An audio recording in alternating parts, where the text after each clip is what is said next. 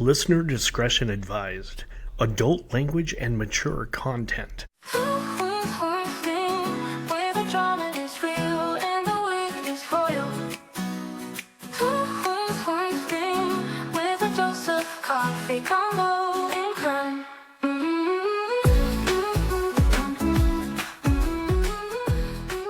everybody, it is Two Queens, One Screen. I'm Jen. I'm Keeley. And I'm in the middle of a rainstorm, so enjoy that ASMR. This week is super cool because we're just going to cover an amazing documentary that Keeley found for us. Again, another good one. This one's super weird. And no murder. Almost murder, but no actual murder this time. Yeah. Which Matt still couldn't sit through this one with me. Oh, really? We did sit through the end of Love Island, though. We did. No one's surprised. Amaya Papaya got it. Yes. I don't think they even asked her if... Oh, they did. It was actually Brian who got to decide if he was going to split or take it all. And I think Brian knew, if I take this money, someone's going to kill me. Someone would put a hit out on him. Right? Oh my God. Yeah. But they were sweet. She was fun. Everyone feels fine about the end of it. But the highlight for me was actually when they all go on the final dates. Yeah. Huda and Chris going on their candlelit dinner on the water was magical in that it was the most awkward thing I've ever seen in my life. Do you feel different? I feel like... No. Oh, I feel like Huda showed us again and again and again that she's not terribly emotionally mature.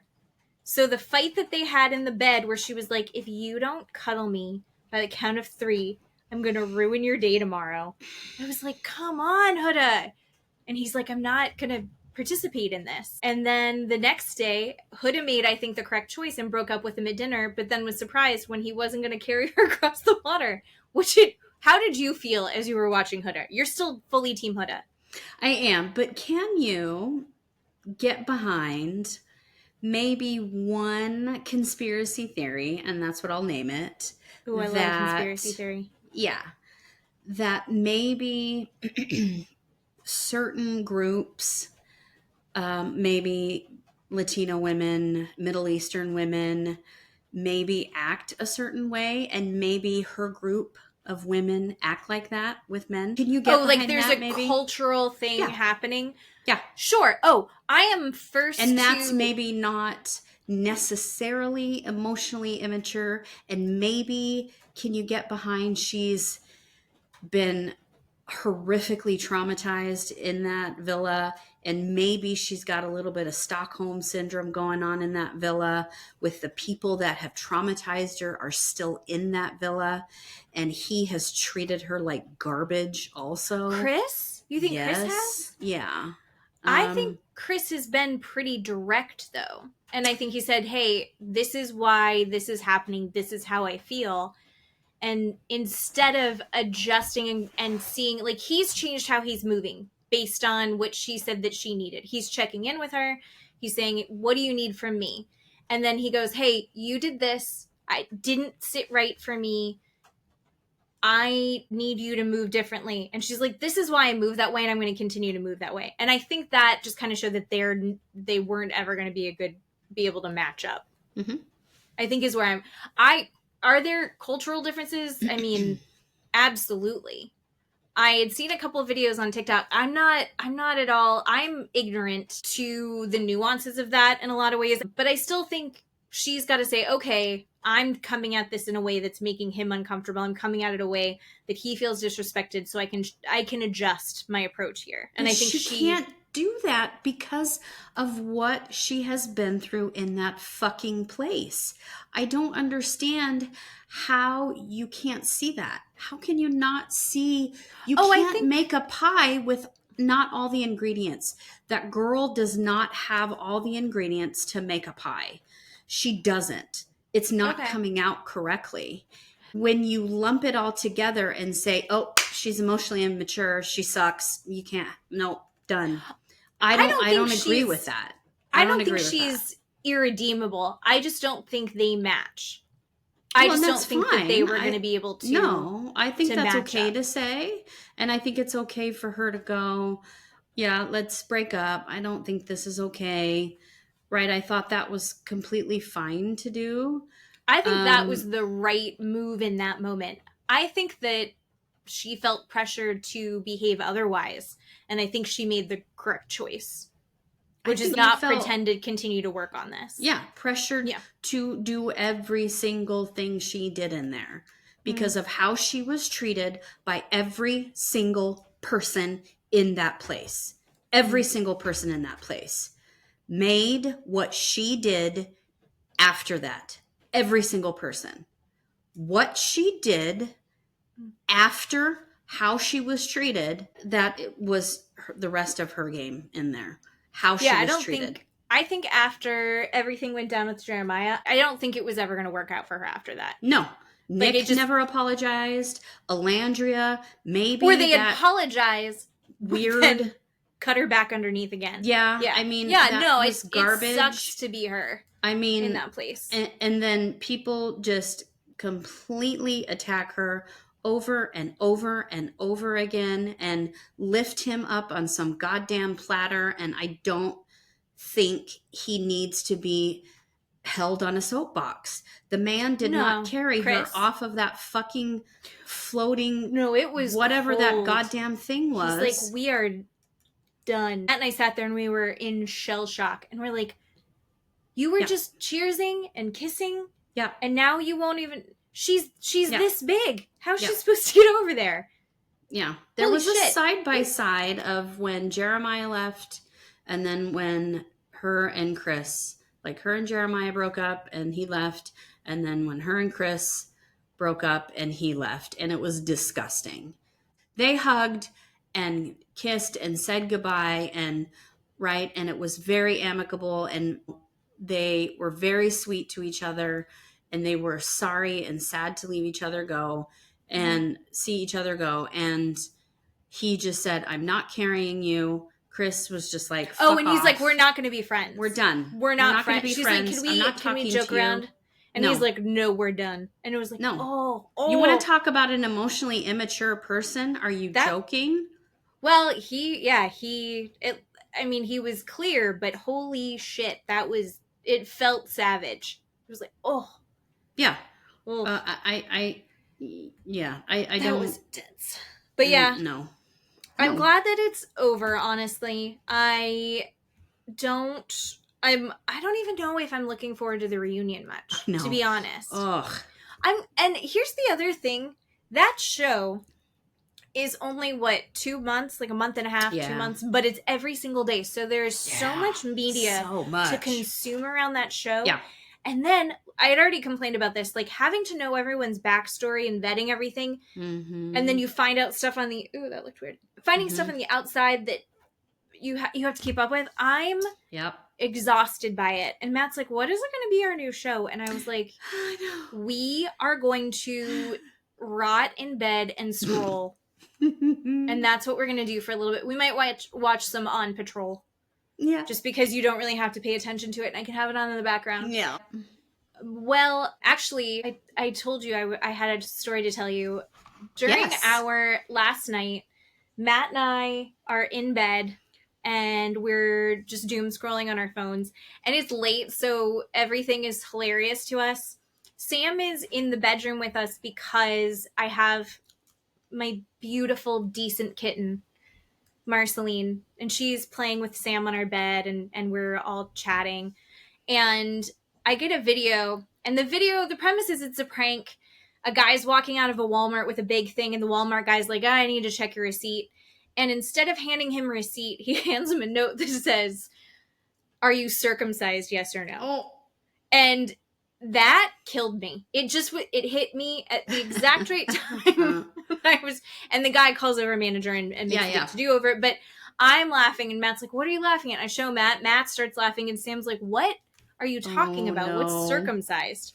And I was like, oh shit. No. My son is 12 years old. I have 2 twin boys, and we got them circumcised. And I was like, oh, And Matt and I are already laughing, and I was like, when you were a baby, the doctor cut a little piece of skin off your penis.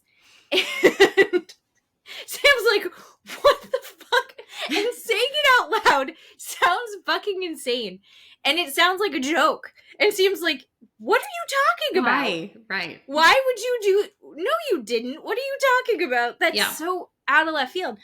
And I'm laughing so hard, and Matt is laughing so hard, and Sam doesn't believe us. Yeah. Henry, our other son, is walking around the house, and he walks in, he's like, what is going on in here? And I said, Henry, do you know what being circumcised means? And he goes, yeah, that's where they cut part of the skin of your penis off. And I said, yes, correct. See, Henry knows. And Sam's like, why would you do that to us? And Henry goes, you did it to us? Oh. He was like, what are you talking about? Just horrified. And we're like, oh my God, which is just making me laugh so much harder. And then we like have to explain, like, there's a reason for this. Yeah. And God, before somebody gets in the comments and talks about the genital mutilation, okay. It was my parenting decision, and my children are not mad about it. And if they decide that they're mad about it later, we can discuss it in the therapy that they're going to have for 1,000 other reasons because of me. This isn't going to be the number one thing. Mm-hmm. But we explain the reasons behind it and like how exactly ish it gets done. And Henry's like, oh, okay. So it doesn't make it smaller. No, we didn't make your penis I like smaller. that his main concern. It was like, did you make it smaller?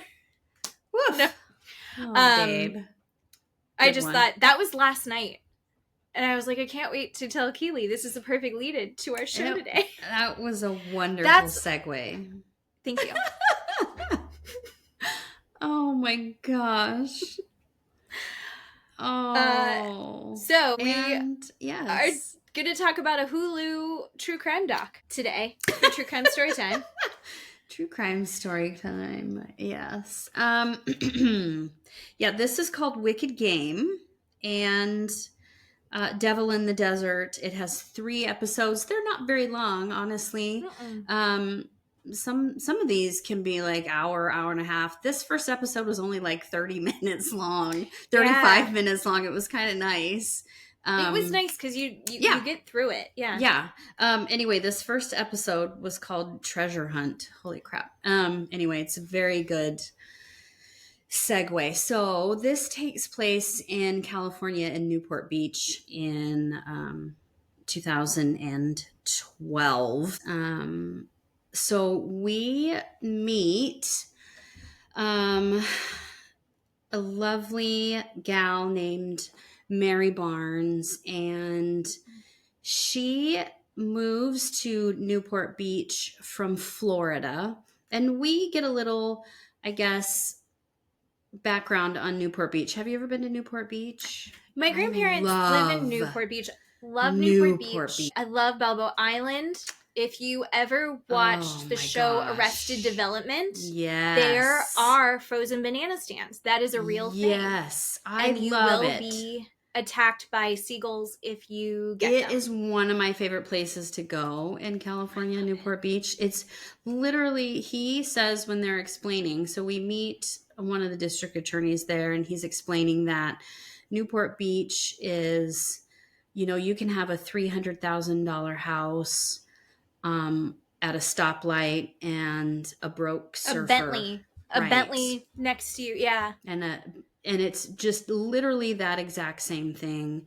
It's all the houses, Hollywood version of what you expect California to be. Gorgeous people. Very chill. Yes. Lots of money. The houses are literally almost right on top of each other. They called it, what did they say? Beverly Hills by the Sea, which is just a really good explanation of what it is. But it's so nice. And it's not as kind of, I don't know, like Venice Beach is kind of not my taste. It's like the gritty rock and roll kind of. It's not that vibe at all. This is not like that at all. Wholesome. Yes. sexy Yeah. Baywatch kind Yeah. of vibes. Yeah. Anyway, so we get a little background on Newport Beach, and then we get the story. So we meet Mary Barnes. She moves to Newport Beach from Florida. She has a friend that says, "You need to come out here. It's just so great and wonderful, and just come visit, and you'll probably want to live here." And she's like, "Okay, I've got nothing to lose. I might as well." So she takes a chance and moves out to Newport Beach and meets a guy named Billy Bannon, and um, they become boyfriend girlfriend. She moves in with this guy named Billy, and Billy has a roommate named Michael, and they live in this beautiful house right Mhm. 1 block away from the beach. And Mary finds out that Billy travels a lot, so she is going to be home with Michael, Billy's roommate, alone, which is not a terrible thing, we find out. But she's just kind of there with Michael for about a month. Michael describes as being a big, lovable teddy bear kind of a guy. He's an entrepreneur. He owns multiple businesses. And he has one of the most successful marijuana dispensaries in Southern California at the time in 2012. And so, Can I talk about that real quick? yes. How wild is it? And Yeah. Keeley's in Idaho. I'm in Florida. Yeah. Idaho, no weed is allowed. Right? No. Cannot have No, it. can't have it. In Florida, Yeah. it's medical. You can Yep. get a medical marijuana. And Yep. I happen to know a dude that got his from a gynecologist. Like if you want a medical marijuana card here, you Yeah. can get it in 2 seconds. I can't. I don't have a good reaction to it. I would partake, but I can't. But it's so crazy that was 13 years ago. Yeah. And at that point in time, it was a completely different world. You're still living in it. Yeah. I know. I am. But it's like, it's everywhere here. I'm Yeah. in suburbia, just north of Mhm. Orlando. It's a very suburban, kind of purpley area here, but it's fairly conservative. It's Florida. And Yeah. I can walk around the neighborhood and it smells like weed. And it's a decent neighborhood. And if you go into the Orlando city, it's everywhere. Yeah. If you're in a Walmart parking lot, it smells like weed. It's just everywhere. And Yeah. back then, it was still federally not okay. I think Yep. it's technically now. I don't totally understand all the laws because Yeah. it doesn't affect me in any way. Yeah. But in California, it was like, yeah, it's not too big of a deal, but it was like a back alley business thing. Yeah. And it's like, it's so different now that, cause my brother-in-law works at a dispensary. Like they're Mhm. everywhere. Yeah. Like a pharmacy. It's such a weird difference in such a short amount of time. Yeah. So that's what they were doing in 2012. And Michael, who ends up being our victim, he, they explain is into the purity of the marijuana and really does well at the growing part of it and is really big on how to do it well and how to do it the right way, and how to sell it for quite a lot of money is what they explain it.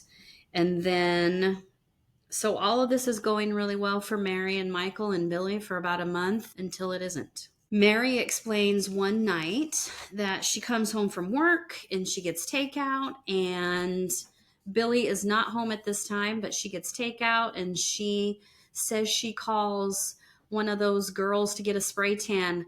I'm thinking kind of like Iris from Love Island. I think you're right. That come to your house and they give you a spray tan. And I'm of the pale persuasion. Me too. Have you ever gotten a spray tan? I love them. Yes. Oh, I've never gotten one. Stop. But that's different than if you do what Nia does. Like, does it get on your sheets? It does. Mm-hmm. If you get a spray tan? Yeah. I wow. love them so much. And they're really smelly. You smell kind of like, I don't know. It's gross. It's like dead meat. It's yuck. What? It's stinky. They're very stinky. So, like, you look hot, but you smell bad? Yes. Oh. Yes. It's so gross. How long are you stinky? The whole time that it's on you? How long does this No, routine it's last? like the first 48 hours, like first couple of days. And It's then- gross. Oh, that's too bad. I know. Are you going to get one for your vacation? I don't know. Steve and I thought about it, but it's too late. Wait, now. would Steve get a spray tan? Oh, Steve loves spray tans. Loves Does he them. get like abs airbrushed on? No. It looks like a basketball. Yeah. Like Zach. Yeah. Okay, sorry. Back to the story. So Mary gets the spray tan and she goes to bed at like 10:30 at night. Michael comes home about 11:30. He goes to bed about 12 or 12:15. Mary says she gets woken up by, she feels something cold and metallic pressed against the back of her neck while she's sleeping. And she wakes up to the barrel of a pistol against the back of her neck. And then we hear from Michael, and he gets woken up by a noise in his house, and he sees someone in the house with a shotgun. So then, after Mary has a gun put to the back of her head, she gets someone slapped some tape across her mouth, and a blindfold is put over her eyes, and then someone zip ties her wrists and her ankles, and she's thinking, "Yep, this is not good. This is not going to go well for me." And then Michael says, another man. So one man is in the house with the shotgun, and another man comes around, and he starts like playing this tug of war to try and get this shotgun. And this other guy comes around and then just smacks him in the face with the shotgun and knocks him out. And they zip tie him, they blindfold him, and they gag him. And then they just drag him down the stairs outside and throw him inside a van. They take Mary outside and put her in a van. And she hears them backing their car out of their garage and backing their van into the garage so they can switch all these vehicles around. It's like orchestrated yeah. so thoughtfully. Yeah, It's in the middle of the messed night. Up. Yeah. So while they're in the van, the men, I'll just back up. I guess the men are rifling through the house, demanding money from Michael, asking Michael and screaming at him where the $1 million is. And Michael is just screaming at it, "I don't have $1 million. I don't know what you're talking about."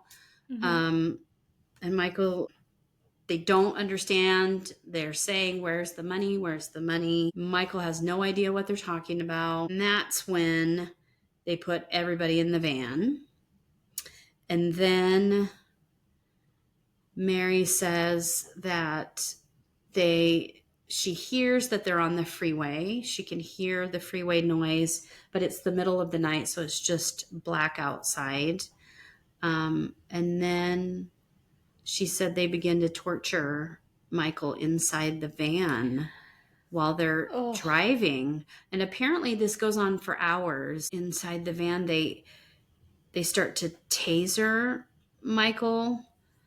And at one point, they take a blowtorch to his back and to his sides, all the while screaming, "Where's the money? Where's the $1 million?" And you know, he's got a gag in his mouth, and she says it's just muffled screams. And she says it seemed like it went on forever, and they would stop and start again. And she said it was just horrible. They would hit him and kick him and just beat him over and over and over again inside this van. And they were like prepped. They've got the taser. They've got a blowtorch. They have these zip ties. Yeah. They were very prepared to do some horrific things. Yeah. And they knew going into it that they were going to be doing that. Yeah. The men kept demanding this $1 million from Michael. And Michael said, "Look, I don't have $1 million, but I have $100,000 in a safety deposit box. I'll back at a business. I will take you there. I'll give you the money. And they were like, no, fuck you. We want this $1 million. And they just kept saying that. No, fuck you. We want this $1 million. We know you've got it buried somewhere. We want this money. And Michael kept saying, I don't know what you're talking about. I don't have $1 million. I have this $100,000. I will give it to you. Just please stop. And Michael said, if I had $1 million, I would give it to you. And I just don't. They didn't believe him. Mary said at one point, one of the men was using a fake Spanish accent. Yeah, like trying to sound like he was in a game. Yeah. Obviously not a good for like accent. It wasn't believable. So after apparently hours and hours of this torture inside the van, she said that they pulled off. They could tell that they were on like a gravel road. They were driving in the Mojave Desert, they found out. So they were driving on rocks and gravel because they could hear it hitting up underneath the undercarriage of the van. And they were driving for about 5 or 6 minutes on the rock and gravel dirt road. And then they said the van stopped. They were still demanding the money from Michael. And Michael was saying, I don't have any money buried out here. I don't know what you're talking about. And then they opened up the van and dragged Michael out of the van. And when they dragged him out of the van, they dragged Mary out of the van also. And she said they kind of dragged him out into this little gully out into the desert. And they put them down in there. And when they pulled Michael out of the van, his pants came down around his waist. They came down. And she said one of the men stood on Michael's chest and put a zip tie around the base of Michael's penis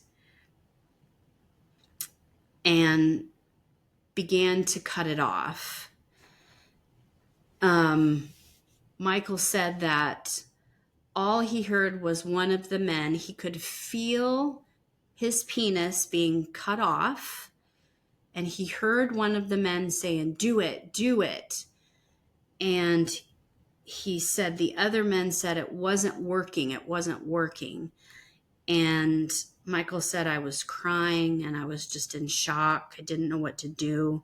He said I could feel them cutting it. And then Michael said, I heard someone singing the words back and forth while they were cutting. And someone was laughing while they were doing it. And after that, Mary said she then heard the sound of liquid being poured, and she thought it was like gasoline or fuel that they were going to light the two of them on fire. But then she smelled bleach. And so they poured bleach all over Michael, all on his open wound. So he's bleeding. They had just cut off his penis. And I can't even imagine how bad that would hurt to have that poured on top of you. And they had these pictures of this poor man out there in the desert lying on his side, with the zip ties around his wrists and his ankles. And he had bloody footprints on like his inner thighs and around his midsection, around his crotch area. And it was so horrible. They had those zip ties so tight on that man.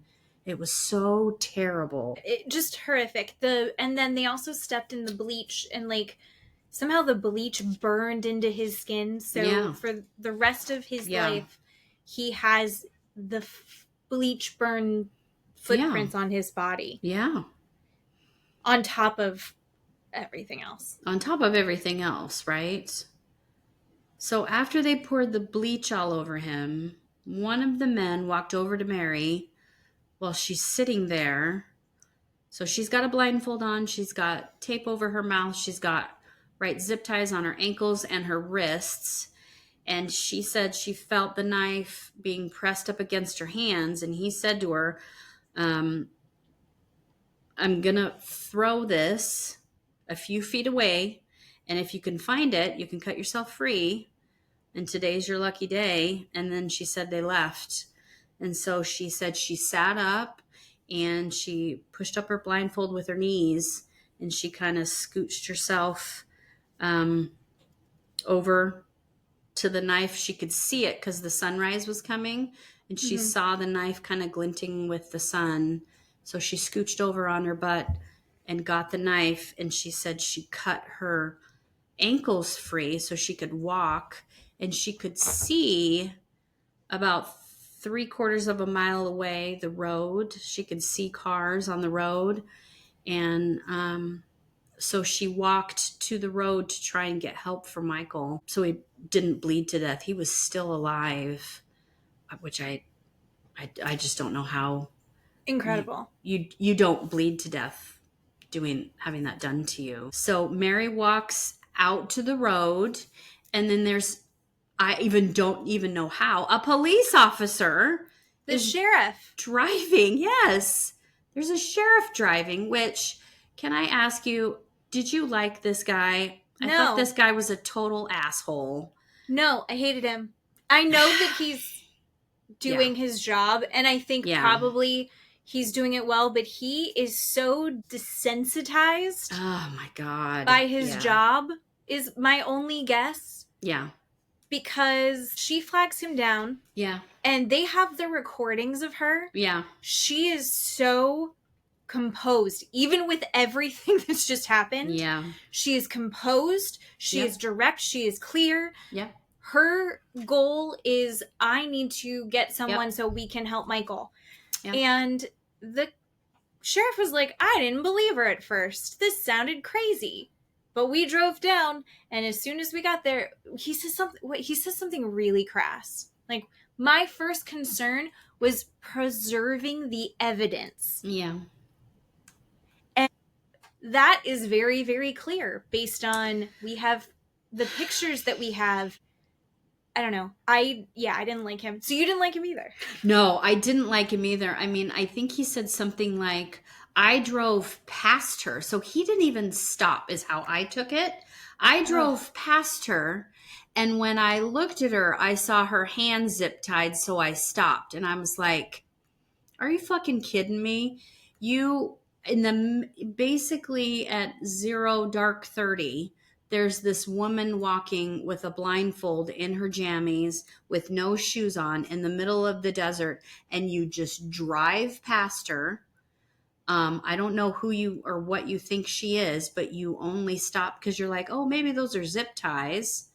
And then you still don't believe her when she says, my friend is out there. I need to go help him. Please go help him.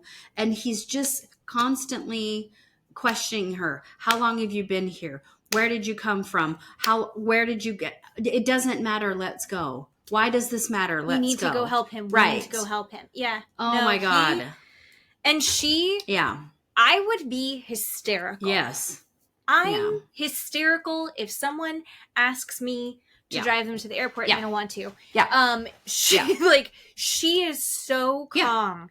Yeah. And maybe she was in shock, but it was, if I ever have an emergency, I want Mary Barnes on my team. He absolutely did not believe her. Like you said, in the car, he's like, I absolutely did not believe she knew where she was going. When they get out where Michael is at, he still doesn't believe her up until the point they get out of the car and they hear Michael moaning off into the distance. And he was like, oh yeah, somebody's here. And I'm just like, are you joking? Because we're watching the dash cam video of all of this going on. And she's just like, can I go over there? Can I go over there? And he's like, no, stay here, which is fine. We need to preserve the crime scene. I see the benefit of preserving a crime scene. Yeah. But also, Michael needed help. Yeah. And there was no urgency for that sheriff. Yeah. And that really bothered me. Yeah. So they take a picture of her. She's, like I said, she's got her zip ties still. There's blood on them. She still has her blindfold up again on the top of her head. Mm-hmm. And they take that picture that we see of Michael out in the desert, which is just devastating to look at. He's on his side. I mean, it's not gruesome. They don't show any gruesome photos. It's all kind of shaded out, blurred out. But you can tell he's like in the fetal position, tied up with his pants down. Yes. Bleeding and burned. Yeah.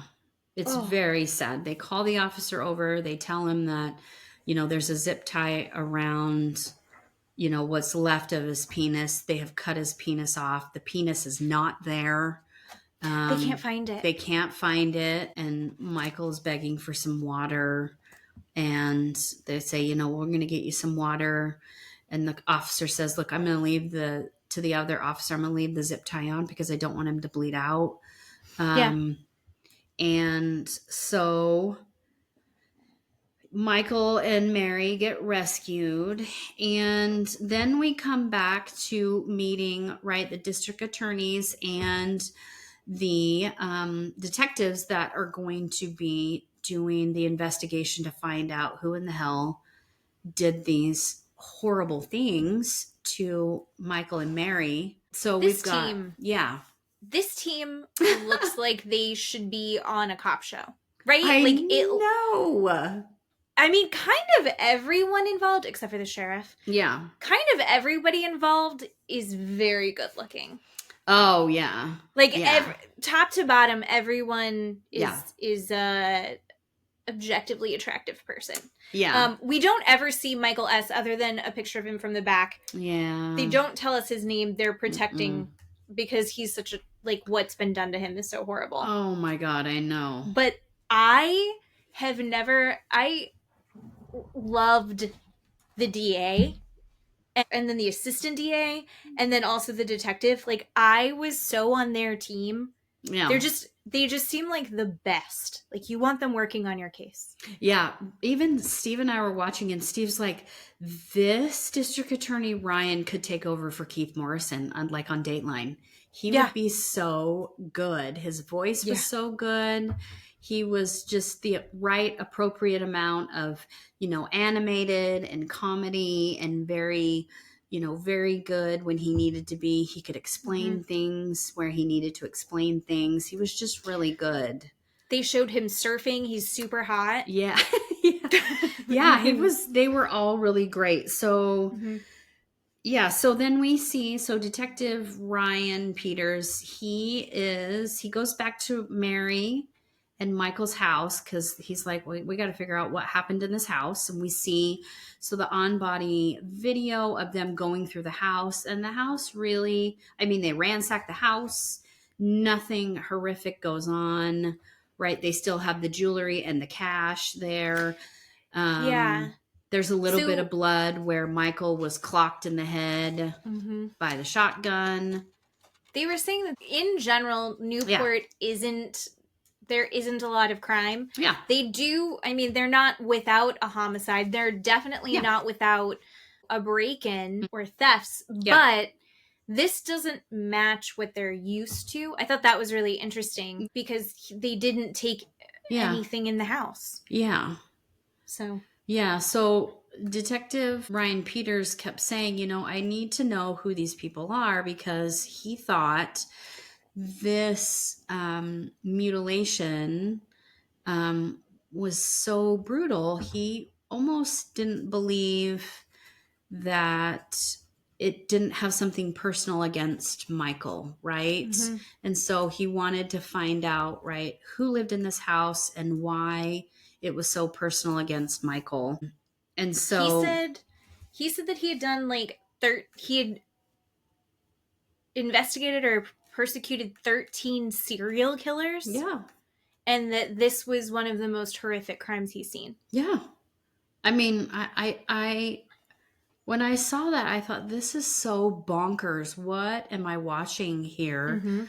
How do you go from, I want $1 million, pulling this person out of a van, and that is your next move to cutting this poor man's penis off? How do you even think of... Anyway, so then after they're going through his house, we go back to the district attorney, to Ryan Murphy, and Ryan is thinking, okay, they're out there in the desert. He's telling his people, I want you to go out there and look for this penis, look at the crime scene, and they cannot find this poor man's penis anywhere. And like you said, he had done 13 different serial killer cases, and it occurred to him, whoever cut off Michael's penis took it with them, so he couldn't reattach it. And that to him was like almost just the most cruel thing that he could have think to do. It was just really sadistic. So he said, they took it with him because it wasn't out there. And so then they went back to the beginning. They went back to Michael. Michael was in the hospital. They did their interview and they said, dude, tell me what is going on in your life. Because like I said, who's mad at you? What is going on? And Michael's like, I am a nice person. I pay my bills. I have no enemies. I'm nice to people. I haven't slept with anybody's wife. I don't know what to tell you. And so he's like, okay, well, so then they look at the roommate, at Mary's boyfriend, Bill, and they're like, okay, well, they think he's the number one guy at first because he's out of town, although how convenient. Right. And he had an airtight alibi, so he's out. And then they look into Michael's businesses, his marijuana dispensaries. They're like, well, maybe it has something to do with his businesses. What was going on at that time with the marijuana industry and medical marijuana? What's going on with that? So then they start talking to the neighbors. And like I said, all the houses are like row houses. They literally have no backyards. I mean, they have alleys. These houses have alleys. It's so fun to walk around. Yeah. Everything's beautiful. Yes. And they're teeny tiny. Yes. Very social area. Yes. And they said they're canvassing the neighborhood, if you call it a neighborhood. And they get their big break with Mrs. Kravitz. And I loved that they said that because I used to watch Bewitched, and that was one of my favorite shows. And this woman was amazing. You wouldn't think that she really exists. Was amazing. Who does this? Does that? So they knock on this woman's house and they're like, hey, did you see anything? Did you notice anything? And she's like, I sure did. I sure did. Did you want to know what? She said the day before, she was sitting at her desk that happened to look over the alley, and this white truck pulled up. She said it had a dent in the side of the truck, and she said there were 3 men that came out of the truck that looked like they were construction workers. So I'm not sure if they had clothes on like construction workers, or I'm sure they were dressed. Okay. I'm just kidding. But she said naked. They looked like construction workers. They put a ladder up against Michael's house, a full-on ladder. 2 of the men went up the ladder, went inside Michael's house, and never came out, which I thought was super interesting. And then she said she gave them the description of the white truck with the dent, and they said, okay. And she said, well, I took down the license plate. Do you want that? And they're like, oh my God. Yes. Gold mine in this lady. Yes, of course. I mean, I love that. I love their like nosy Nellies just writing down license plates. How many notebooks are in her house? Does she just have notebooks of everyone that visits her neighbors? I know. And I love that her office overlooks all of that while she's in working, just right. You know. She doesn't even have a job. She's Yeah. just keeping track of the alley. I know, that's I have a amazing. neighbor in the front of our neighborhood who I think does something like that. I live in Florida. It is so fucking hot. And he hangs out in his garage and he's on the corner and he just watches all the people drive in and out. You're like, what are you doing with your day? Who are you protecting? Everyone has a Ring camera. Yeah. What are you doing here? That's and amazing. But he just sits there and then he's like, he'll wave at you like, got it, guys. And you're like, you're not helping. I know. And he's genuinely not, because once a cat got stolen from right in front of his house and he didn't even notice. So this is what I was thinking. And I don't know. When she said 2 of them went in and never came out, I'm wondering if they stayed in there all night. Did you think that? That was my impression. Oh, okay. Because it was the day before. Yeah. That it happened. But yeah. Then they also later on said that they had like looked through things because they were seeing if they could find ahead of time to see if they could just steal from him. So I think maybe she just missed them exiting. Yeah, that could be too. So anyway, they go back. And she did say, my favorite tidbit about what she noticed, apart from, oh, I have their license plate. Did you want that? How did you know? Was that she was like, oh, and one of them was really good looking. Oh, I know. And that's we all know who the that nosy Nelly I would Yes. That's me. Oh my God. I love it so much. So anyway, they go back to the police station. They run the license plate. And it comes back to a guy named Kyle Hanley. And Kyle happens to run a marijuana business dispensary also. Well, ding, ding, ding. They were thinking, okay, well, let's look into the medical marijuana side of Michael also. And it comes back to a medical marijuana business. So that they go into that. And so they start to surveil this guy named Kyle. And so they put 2 officers to watch Kyle. And, you know, Kyle is looking around. He's looking nervous. He's sweating a lot. You know, I think, you know, he's one of those people that doesn't do well when he knows he's done something wrong, maybe after the fact. I don't know. I mean, they watched him for like several days to a week or something, right? And they were like, he went to 7-Eleven, and then he'd come right back home and he smoked a lot of pot. And that's all he did. Right. So he did not handle, I mean, good. Sure. He wasn't handling the guilt well. Yeah. So. And he had, the other thing they noticed about was that he had a massive electric bill. Yeah. And how did they figure that out? They never explained. Well, it's a state utility, part, I guess. Right? Yeah.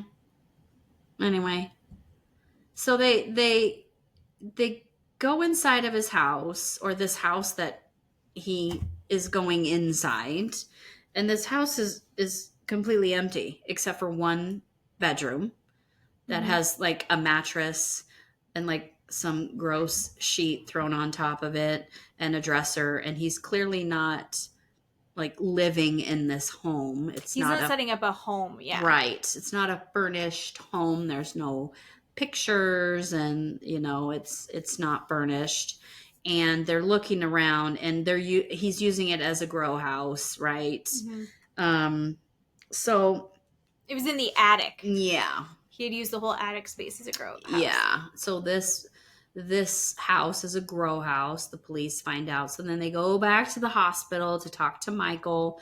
They ask Michael, hey, do you know this guy named Kyle Hanley? And Michael's like, yeah, he was kind of like my BFF. Like, I met him like 9 or 10 months ago at this vendor. He was a different vendor, and it was in Long Beach that we met, and we were both growers, and we became friends. And then after a couple weeks of that, some other growers and myself were going to go to Las Vegas. And so I invited Kyle to go, and we had a great time, and we went to clubs and strip clubs, and we got him a nice hotel room and went to nice restaurants, and I paid for a lot of stuff. Showed him a good Showed him time. a really good time in Vegas, and I thought we were really good friends, and the police were like, okay.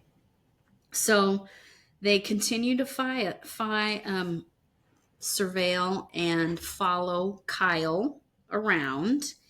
And Kyle is just not leading them to anything. And so Detective Ryan Peters says, dude, I need you to be able to pull this guy over on some violation, right? The next time he's in his car, you need to stop him for something, running a red light, right? Speeding, something. He Anything. needs something because I need to talk to him. And so finally, some violation in his vehicle, right? They pull him over, they get him down to the station, and, detective gets to be able to interview Kyle finally. And that's when, right, he gets super nervous and says, yeah, I'm not going to talk to you, obviously. And he clams up and gets a lawyer. So then they write a search warrant for his house and his person and his cars. And inside the actual house that he lives in, and they find, when they get to the house, they find the white truck with the dent that Mrs. Kravitz, the neighbor, had described, the actual license plate that they found Kyle. So there's the truck. That's right? gotta be, it's gotta feel so good. Yeah. Like, oh, we got something. Yeah. They open the truck and it smells like bleach inside the truck. And they're thinking, okay, this is the crime scene where they tortured Michael. And they're thinking, okay, we've got something here. And they go inside the house and there's still nothing inside the house. Then they go outside in the backyard and there's these like big black trash bags on the ground pushed up against the back of the house. And they go through the trash bags and then there's these white towels with bleach on them.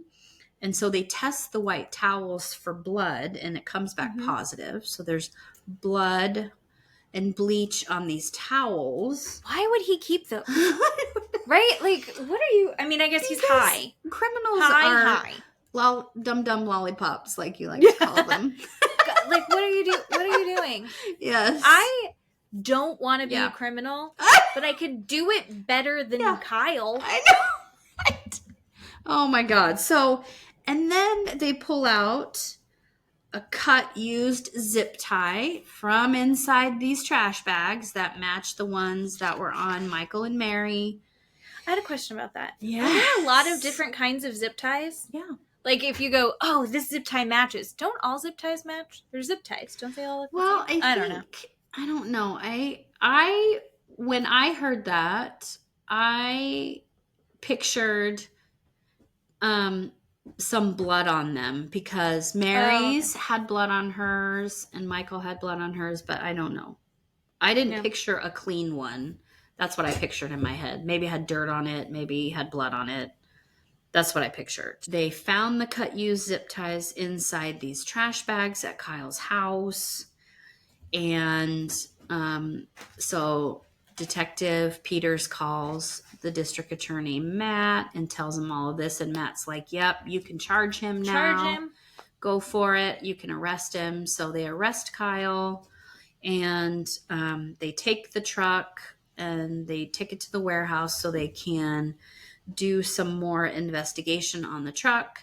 And inside the truck, they find one of those blue surgical nitrile gloves underneath one of the seats, and they test that for DNA. Crazy.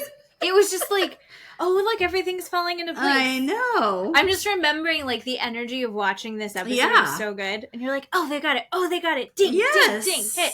Hit. And And so, yeah. Like, amazing. So the zip tie, that DNA comes back with an unknown male DNA. Mhm. And then the glove comes back with a DNA match to a gentleman named Hussein Nairi. So Mhm. that is a known felon to the police station and to the DA, Ryan Mhm. Murphy. So they know one of the males and they don't know the They got other. Kyle. Yeah. They've got Hussein, and then Yeah. they have another one unknown. Right. The only thing about this is that I was bummed to find out that they find this stuff and then they send it out to get tested. Yeah. And this is Newport Beach, which I'm assuming has got to be a well-funded. Yeah. But like when they send that out, they were like, it takes months for that to get back. Yeah. So they're just waiting. Yeah. Which is a bummer. Yep. So when they look up Hussein Nairi, they find out that this guy, they call the FBI, they call Homeland Security, and the FBI calls back and says, sorry, he has fled to Iran. He's gone. And they're like, oh my God, because we cannot extradite from Iran. Iran is not extraditable. And they're like, what are we going to do? And that's where this first episode ends, is they have a known name, but he's out of the country. So episode 2 picks up. It's called The Cat and Mouse Trap. But episode 2 was really good. It's a little bit longer, just watch but that. It's so good. Yeah. So they pick up right where they find out Hossein Nairi's name. They find out he's in Iran. And they are thinking, what are we going to do? We're just kind of dead in the wind here. We've got Kyle Hanley. He's been arrested. We know Hossein Nairi's name, but he's in Iran. And we have this third unknown gentleman. We don't know who this person is. What are we going to do? So they tell us, okay, we're going to start to look at Hossein Nairi. And they tell us a little bit about his background. You know, he's from Fresno, California. You know, he went to Clovis West High School. He was a wrestler. And I didn't know that in Iran, wrestling was like the Super Bowl to them. Oh, did you yeah, know that was- that? I didn't know that. I didn't know that, but I did think it was very interesting. Yeah. And like I know of a few like Yeah. wrestlers, but they're like wrestlers like professional wrestling. Yeah. Not like Yeah. Greco-Roman wrestling. Yeah, no. I had no clue that was that Very- big in that country at all. No, but very cool. But and like Yeah. he had that becomes his like Yeah. identity Yeah. because he's comes here with his mom and his brother and his dad. Yeah. And then his dad moves back to Iran, and I'm curious about his family. We didn't get too much Yeah. about his family other No. than the dad went back to Iran, so it was just him and his brother and his mom. Yeah. He was like the black sheep of the family because he had become more Yeah. Americanized as Yeah. time went on. Yeah. But Yeah. So Super hot. He's yeah, I don't even know how to describe this guy. He's very athletic, you know, big guy. He's probably, he's a big build, he's built. Yeah, they said that he was in their top weight class for wrestling. Yeah. And he did pretty decently well. Yeah. Did well in high school. Yeah. Smart kid. Yeah. Introspective and quiet. Yeah. But you could tell that he probably had friends, you know, people were probably drawn to him, would probably do what he said. So he entered the military right after high school. He went into the Marine Corps. He went to Camp Pendleton. They found out he had a little bit of problem with authority. Not shocked On top of the by fact that. it was a rough time Yeah. to be an Iranian kid Yeah. in the U.S. because 9/11 Yeah. had just happened. Yeah. Yeah. And with his, you know, with his name, right? He was not getting treated really well. with 9/11. So he was getting in a lot of fights. We find out he was a server at a little diner in Fresno. Mimi's. Had this little, at Mimi's Cafe. He had a girlfriend. And, got fired from the cafe and, started growing marijuana. That's how basically he got into the marijuana business. We end up finding out that he had a previous homicide in his criminal history. So it ended up being 7 years before this crime happened. He and his best friend, Asan, were at a Indian gambling casino and both got intoxicated. And Hossein was driving and they got into a car accident and rolled the car, and Asan died. And Hossein was charged with felony manslaughter, and Hossein was severely burned and was in the hospital, and they said if he was going to live, he was probably going to be in jail the rest of his life for his friend's death. But he fled the country. He fled to Iran again, or the first time, I guess. The first time, yeah.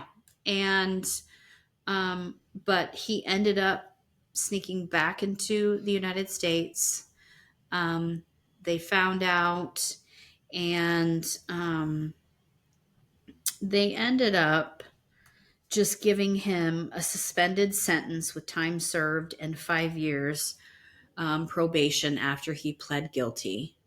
So basically really a slap on the wrist. They're like, at least he's not staying in Iran, so at least we can do some sort of case. Right. I guess. Yeah. So he had that background. They all said, and I don't believe this, but they all said his mental health went down after this accident.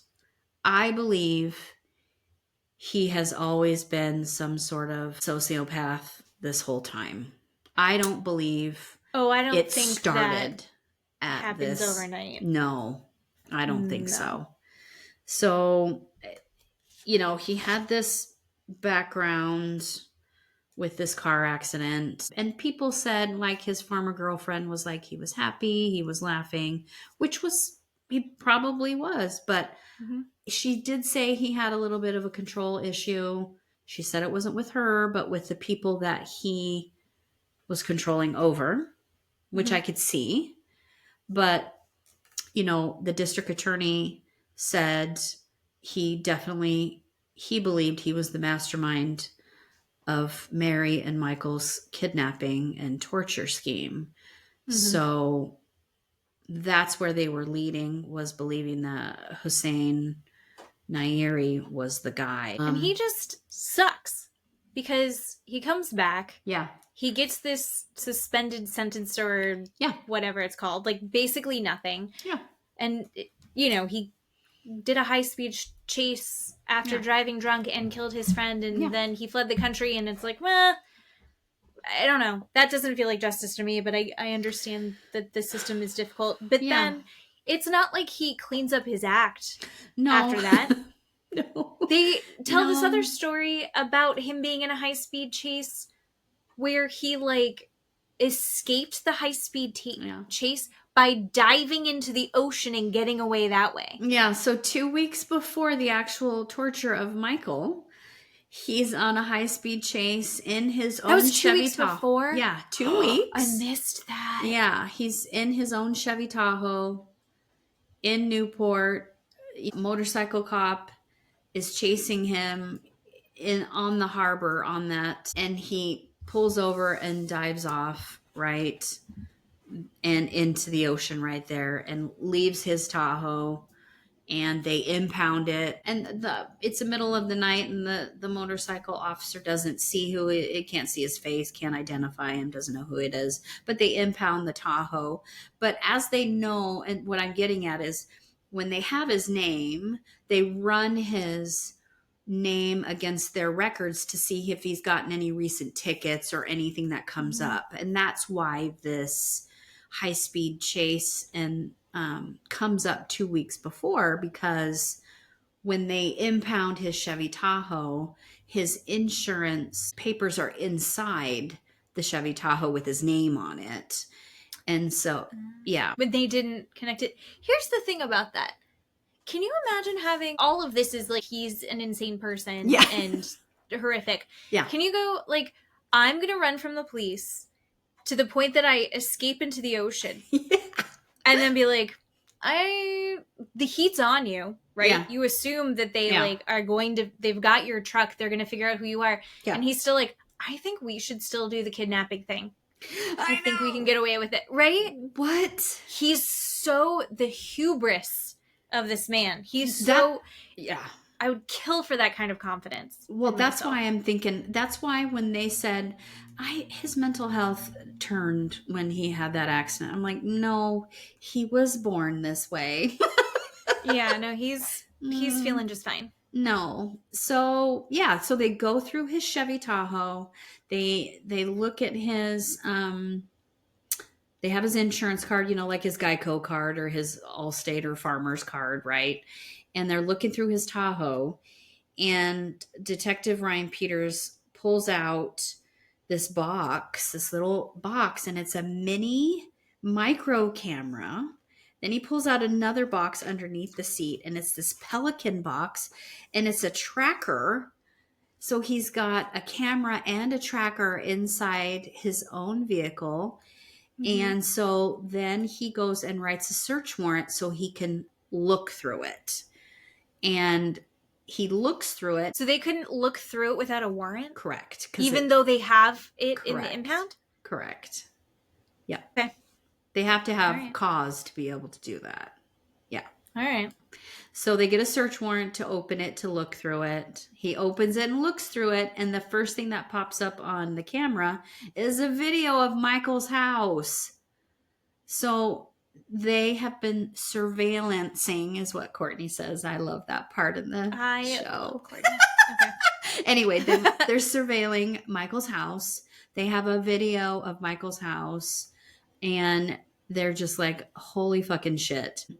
So they have a tracker of Michael, a GPS basically, and videos of Michael's house, all in Hussein's own personal vehicle. And they're like, what the fuck is going on? And on his insurance card is Hussein's wife's name, Courtney Shigarian. They find out it's his wife. So they're thinking, okay, we're going to try and figure out what to do. So they call Courtney and they say, all right, we're going to play this game. We're going to create a ruse for her to come in. Mm-hmm. We're going to have her sign for all the everything inside the Tahoe, mm-hmm. and see if she does it, and basically the Tahoe implicate her. Is technically also hers. Yeah. And so she had reported it as stolen. She did.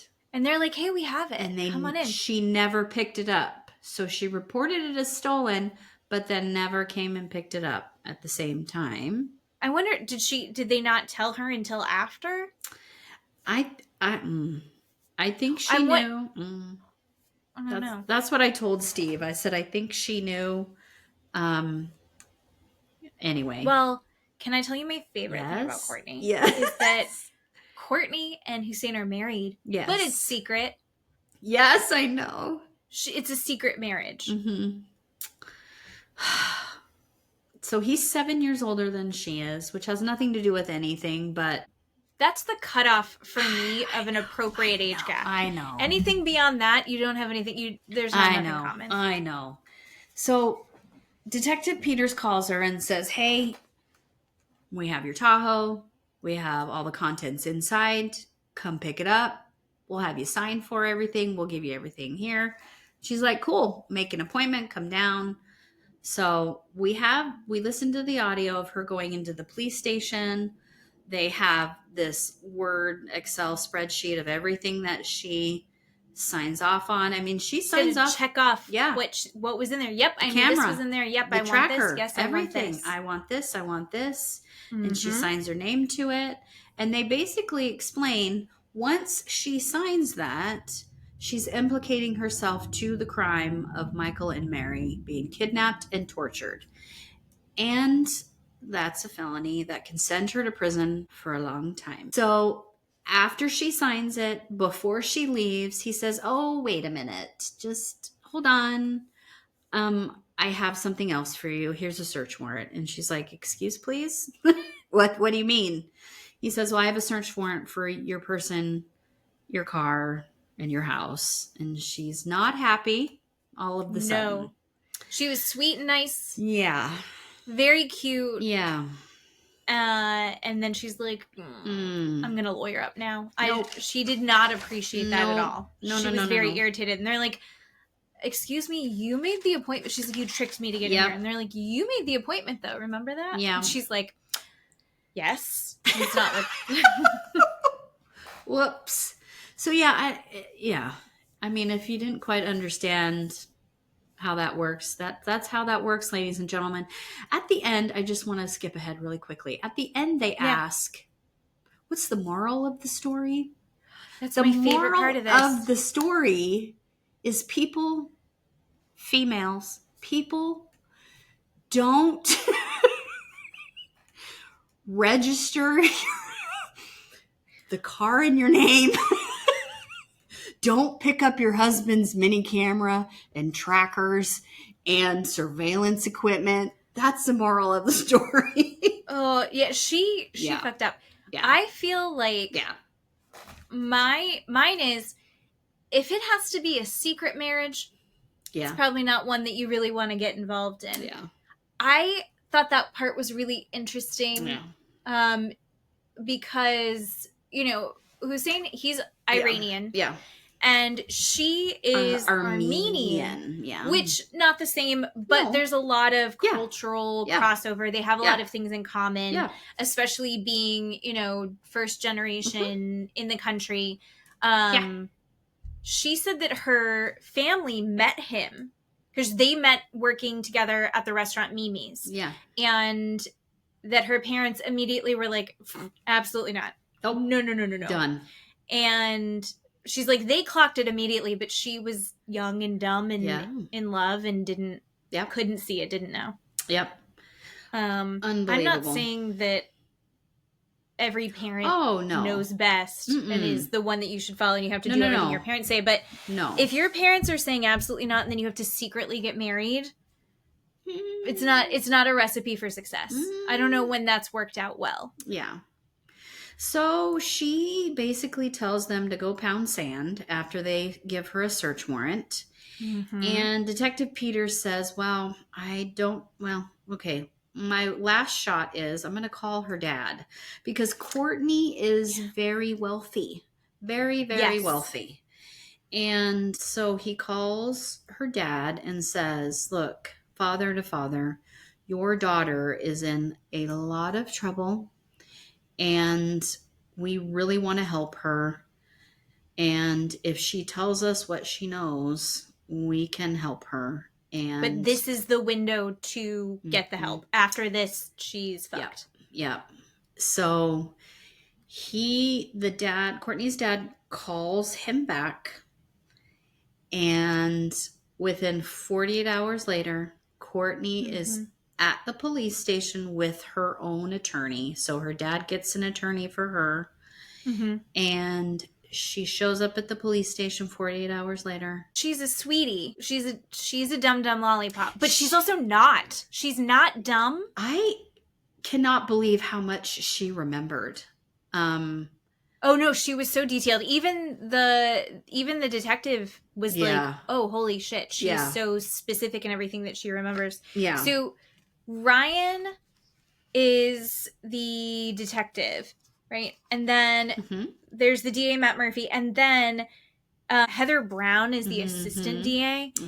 And I think that her part is the most important because at least her explanation of it is like, she said that in the beginning she was like not a fan. Yeah. And she thought that she, was involved in all of this. And technically she is, right? Oh, yeah. And she's like, but her opinion really changes of Courtney because Courtney is kind of another version of a victim of Hussein. Oh, yeah. The stuff that he gets her wrapped into. I'll let you get into it, but just... And she's so smart and she's so meticulous with her memory, which is fantastic because she becomes a lawyer. Oh, yeah. Yep. So she's not dumb. No, yeah. But she's just, what is the word? She's naive? Yeah, when it comes to this guy. And also I think she was like, I think so. Another one of his victims. Yeah, but this entire, you have to keep in mind this entire time, she's going to law school. Mm-hmm. You have to think about that. This man that she is married to secretly, she is secrets. She is going to law school and he's committing crimes over and over again. And she's going to law school. Like it just blows my freaking mind. It is bonkers. And she's like there watching it. Yep. Okay, so she goes to the police station with her attorney and they explain what she's about to do is called a proffer. It's not a statement. It's not just an affidavit. It's not just here's what I know by. It's called a proffer. It's basically giving them information in exchange for at a date in the future for consideration that they will not prosecute her, but they reserve the right to still prosecute her for something that they know now or something they can prove in the future, if that makes sense. So she still says, you can't hold against me what I'm going to tell you right now.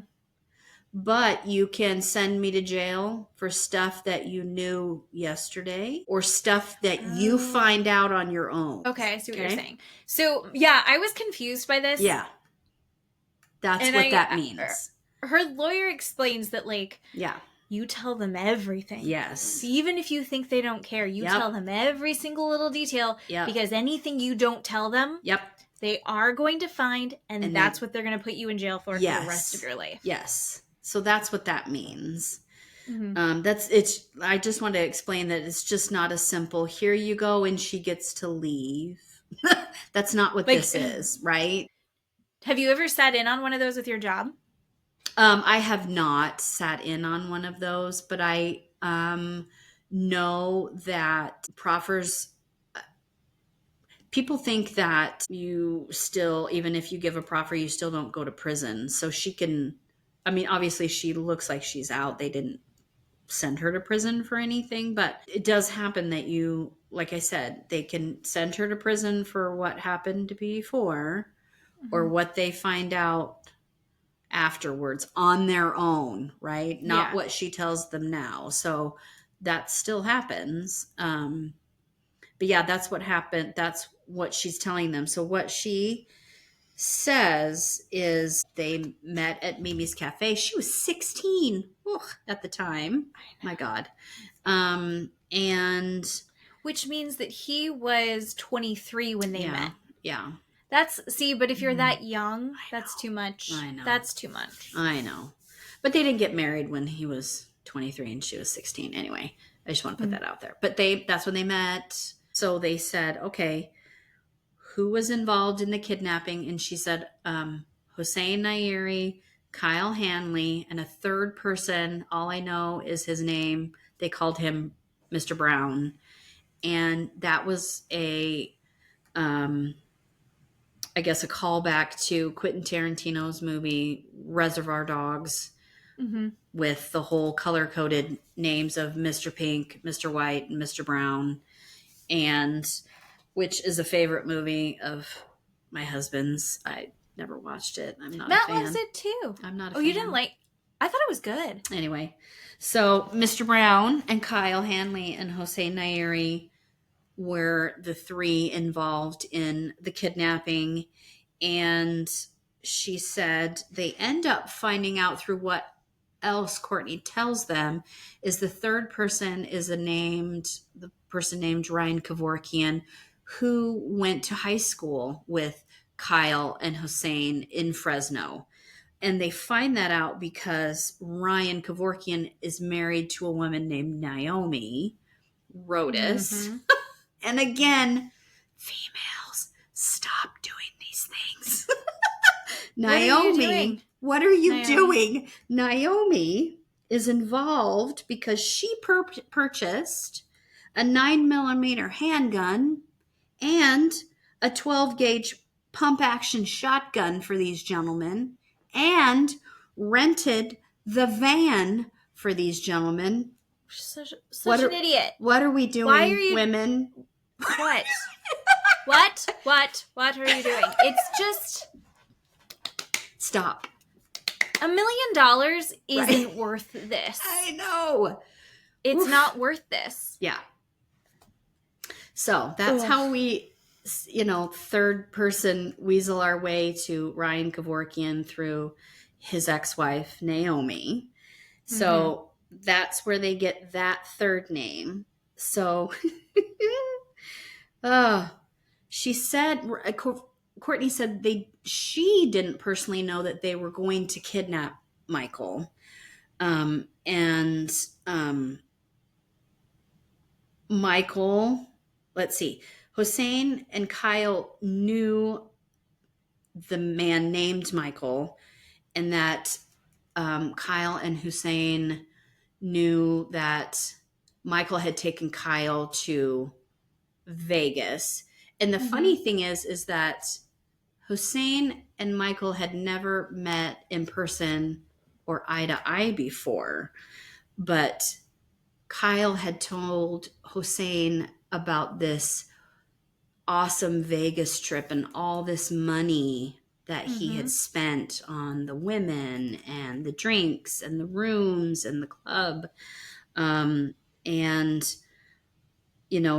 That somehow they were going to steal this money that Michael had. That's kind of where this... Well, there was a vendetta there. Yeah. Because Kyle had tried to kind of broker right. a deal between Hossein, who's been growing, and Courtney describes it as like an obsession. He picks something and he gets obsessed with it, and he's really interested in it, and everything is around that.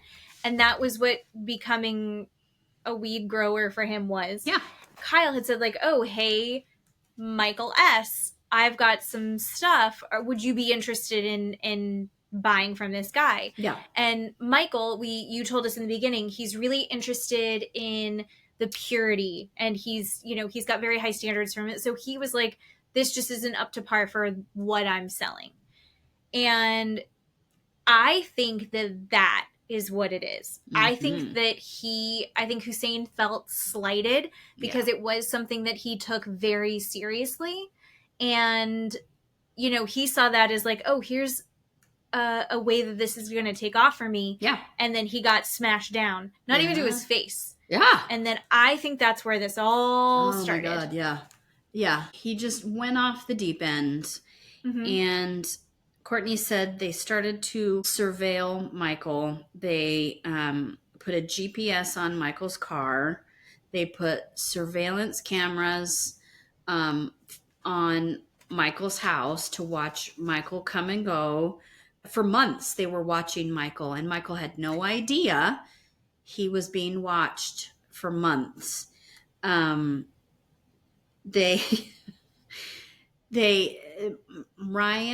and Matt, they just kept saying, where was this desert thing coming in? They had no idea about why they thought Michael had money out in the desert. Yeah, and that's why they took him out there. Yeah. And they're like, you've got $1 million in the desert. And they're like, where did that come from? Where did this idea come from? And Courtney said, well, one day Michael's car had gone out to the desert and then had just circled one certain area out in the desert over and over for a little while.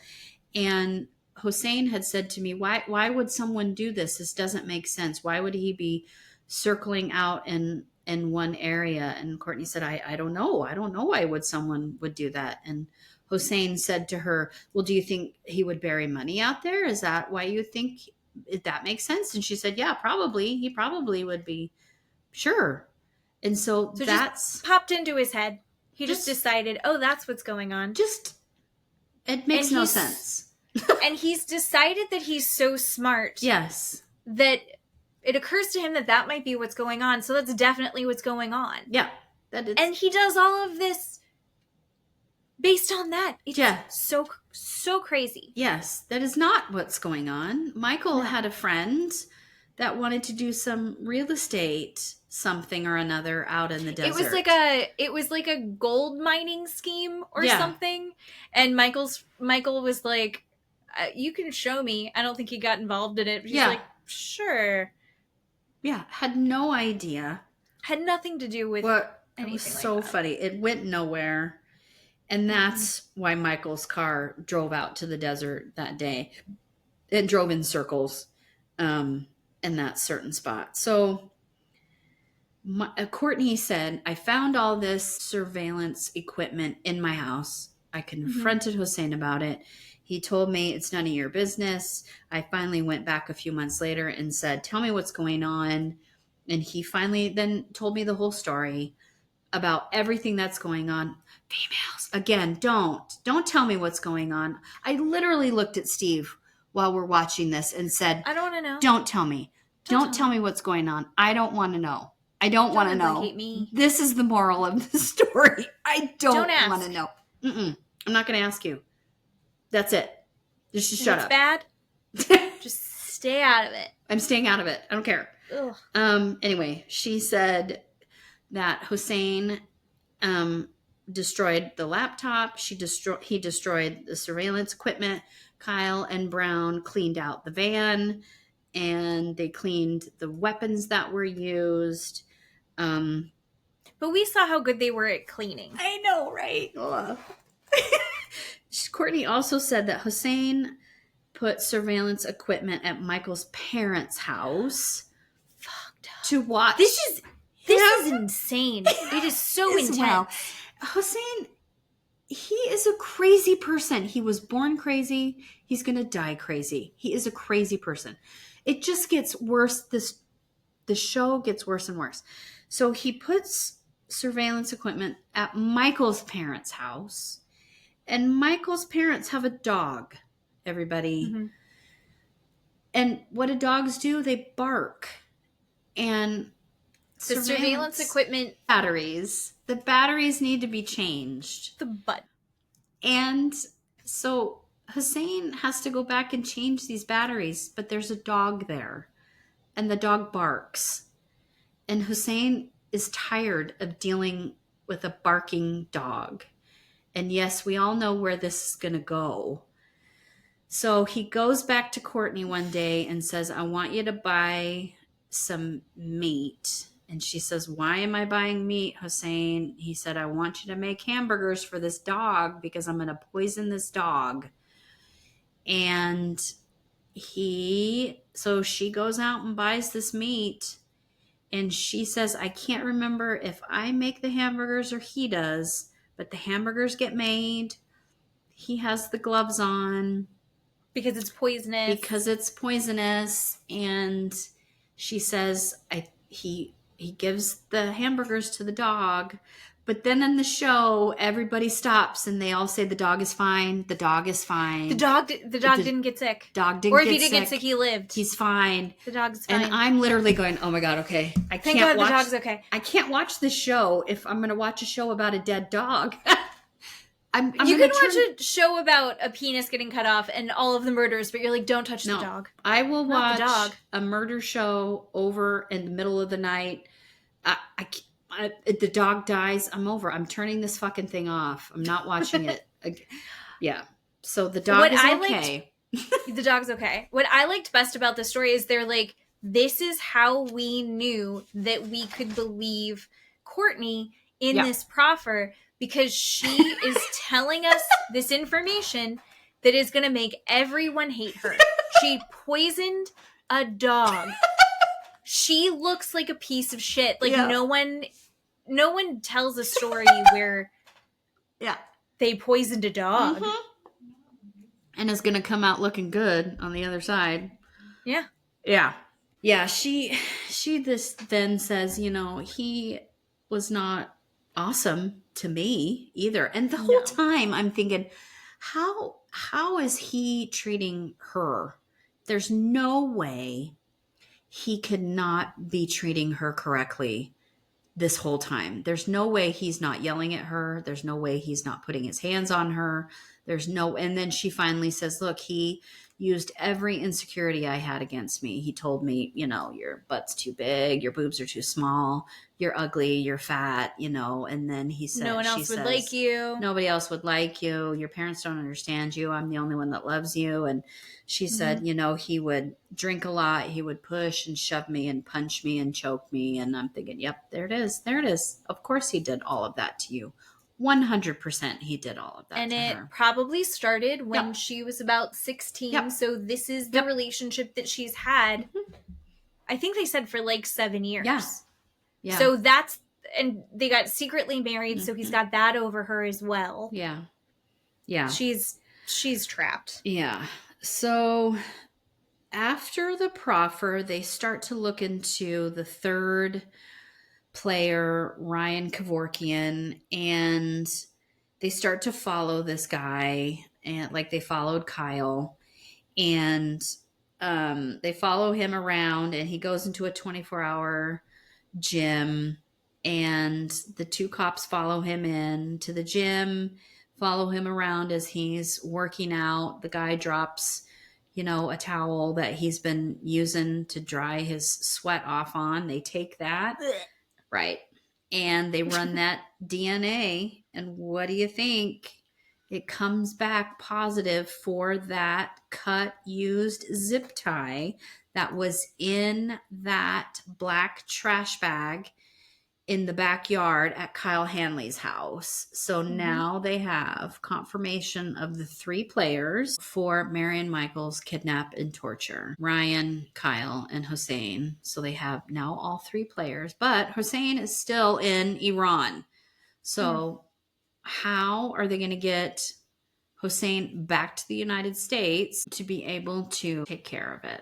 And so Courtney's attorney says, well, maybe they can use Courtney to talk to Hossein to get him back here. They can use their relationship, because at this time, Courtney is not really talking to Hossein anymore, because she has now told her parents, obviously, and is not talking to Hossein anymore, which I was thinking to myself, how does she, if she's not talking to him, how does she all of a sudden start calling him, right? How do you reintroduce that? Yeah. They don't really Especially when it's explain like- it. She just got kind of free from him. Yeah. But now Yep. she's got to get looped Yep. back in. Yep. And he's in Iran, and it's really hard. Iran's not going to give you somebody. Oh, God, If you no. ask for, like, hey, that's a criminal, can we have them? They're going to be like, no. Mm-mm. No. And I thought it was really interesting. Yep. They were talking about the different countries that are very difficult. And Murphy was like, it's counterintuitive, but the UK, super hard Yeah. to get people back from. So Yeah. that's not somewhere. And then also, like, Spain, Mhm. super difficult. Yeah. So places that I didn't think would be so hard make it very difficult. Yeah. So It's like, they why would said, the UK want him? yeah, the former Russia countries are piece of cake to get people from. So they were trying to get him to one of those former Russia countries, and they decided on the Czech Republic was one of the easier countries to get him to. And so they had Courtney start calling Hussein, and they would listen to every single phone call for months and months. And they just gave us little clips here and But there. they're playing the audio from these calls. Yeah. Mm-hmm. I got weird feelings listening to those. Oh my God, yes. I mean, we didn't have full context. We didn't have full conversations, just little here and there. Like she would say, just calling to say, I love you, or I'm praying for us. And he would say, do pray for us, or I love you. He would say, I love you back. She would like baby talk him. Yes. Like she'd be like, we're the best cuddlers in the whole world. Like we just fit so perfect because we're just so good at cuddling. And I just miss you. And then he would be, he'd be like, yeah, I love you too. I miss you too. And then other times he would just start berating her. Yeah. And she was like, she just rode those waves. She was like, he's like, you don't even call. You don't care. You don't lift a finger for me. And she's like, I'm sorry that you feel that way. I'm going to try harder. What do you want? Like, I'll do whatever. Yeah. And I thought that it was interesting when in the interview, she's saying, I'm having these phone calls and I'm afraid they're all worried that I'm going to tip him off. Yeah. So she has to be careful to like make sure she doesn't piss off the detectives listening in on the calls. And then she also has to be really careful with him to make sure she doesn't do anything that would set him off or like it would occur to him that she's not being honest or that she might be giving him away or something. That's got to be nerve-wracking. Oh my God. And maybe that's why she went to baby voice so hard. I don't know. Yeah. It was just so weird and interesting at the same time. Like you said, he would berate her and she would say, her response would be like, I know you're not feeling super hot today. If Steve berated me like that, that would not be my response. No. No. But, I mean, I don't know if she had just become accustomed to it. Yeah. Because he had been so awful. I don't know. It was just very hard to listen to. And so we just got little snippets here and there. So finally, after months and months, she graduates law school. They decide, Hussein's sister and her decide to celebrate in Spain. This part was crazy to me because his sister's not in on it. No. They decide to have this party in Spain. Let's just go party. Yeah. We're going to meet in Spain. We're going to go have Hussein meet us. Let's just fly him to Spain. And Courtney's family, like I said, have so much money. And it is not unheard of for her to fund everything. She is going to bring Hussein $20,000 in cash and a cell phone, I think a new cell phone, I think is what they said. The sister's going to show up and this doesn't look weird or sound weird at all. No. And it almost sounded like in their phone call conversations, it's almost like he had said, oh, the easiest place for me to get a visa into Spain is actually going to be through the Czech Republic. Like it was his idea. Yeah. Like it was, like he had decided that. Yeah. So good job, Courtney. Yeah. So they come up with this idea and they have this plan and the day comes and he's not on the flight and everybody has this panic attack that maybe the sister has tipped him off or maybe he's found out somehow. But then he finally calls Courtney and says, oh, I'm sorry, I overslept. I'm hurrying. I'm getting on the plane. He gets on the plane. He gets to the Czech Republic and they arrest him once he lands. And that is the end of episode 2. It is just incredible. They have a picture of him in handcuffs in the Czech Republic. Yeah, they call Courtney and say, he's been arrested. And she's like, oh, thank God, I'm free. If he ever finds out I'm dead, he's going to kill me. That's it. I'm over. a slight over weed had him planning for months and months and doing surveillance on extended family members of a guy. Oh, yeah. Yeah. Yeah, she's dead. Yeah. She's 100% dead. Yeah. And what's crazy is, so that's the end of the second episode. Yeah. It gets crazier. But they have a little blurb about, so Naomi Rodas, who's Ryan Kevorkian's ex-wife, she pleads guilty to accessory after the fact and is sentenced to 3 years informal probation, which... What does informal probation that leads me to believe as unsupervised probation, which doesn't have... nothing. They say Ryan Kevorkian pleads guilty to kidnapping, burglary, assault, and is sentenced to 12 years in prison. That's it. Yeah. I guess he turned over immediately. Oh my gosh. So episode 3 is called Weed and Bananas. It is bananas, people. Weed and bananas. So bananas. Okay. So crazy. Well. So they said that it was fast to extradite, relatively.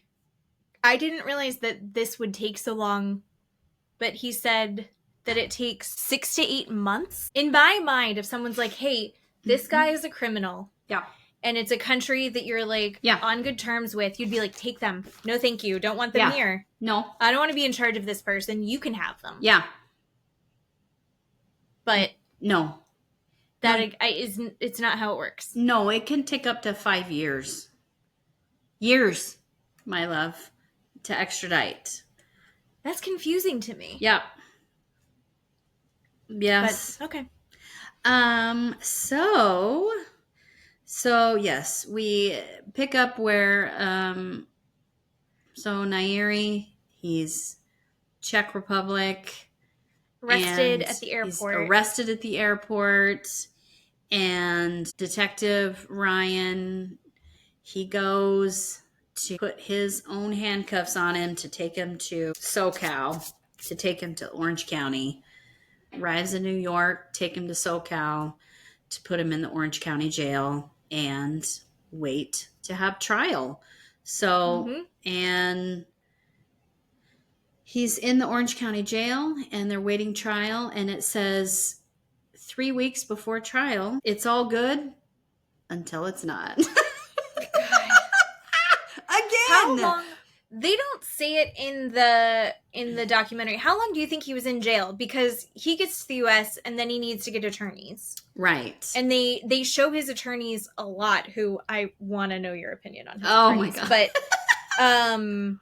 because I have feelings. Yeah, but I was a little confused. He had to have probably been in there for a while. Yeah. Right? Because they've got to get his whole case together. Oh, yeah.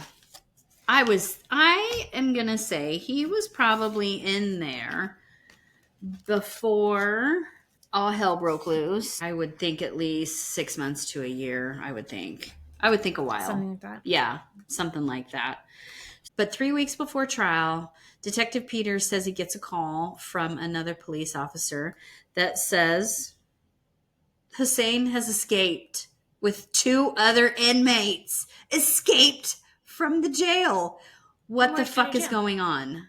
Just okay.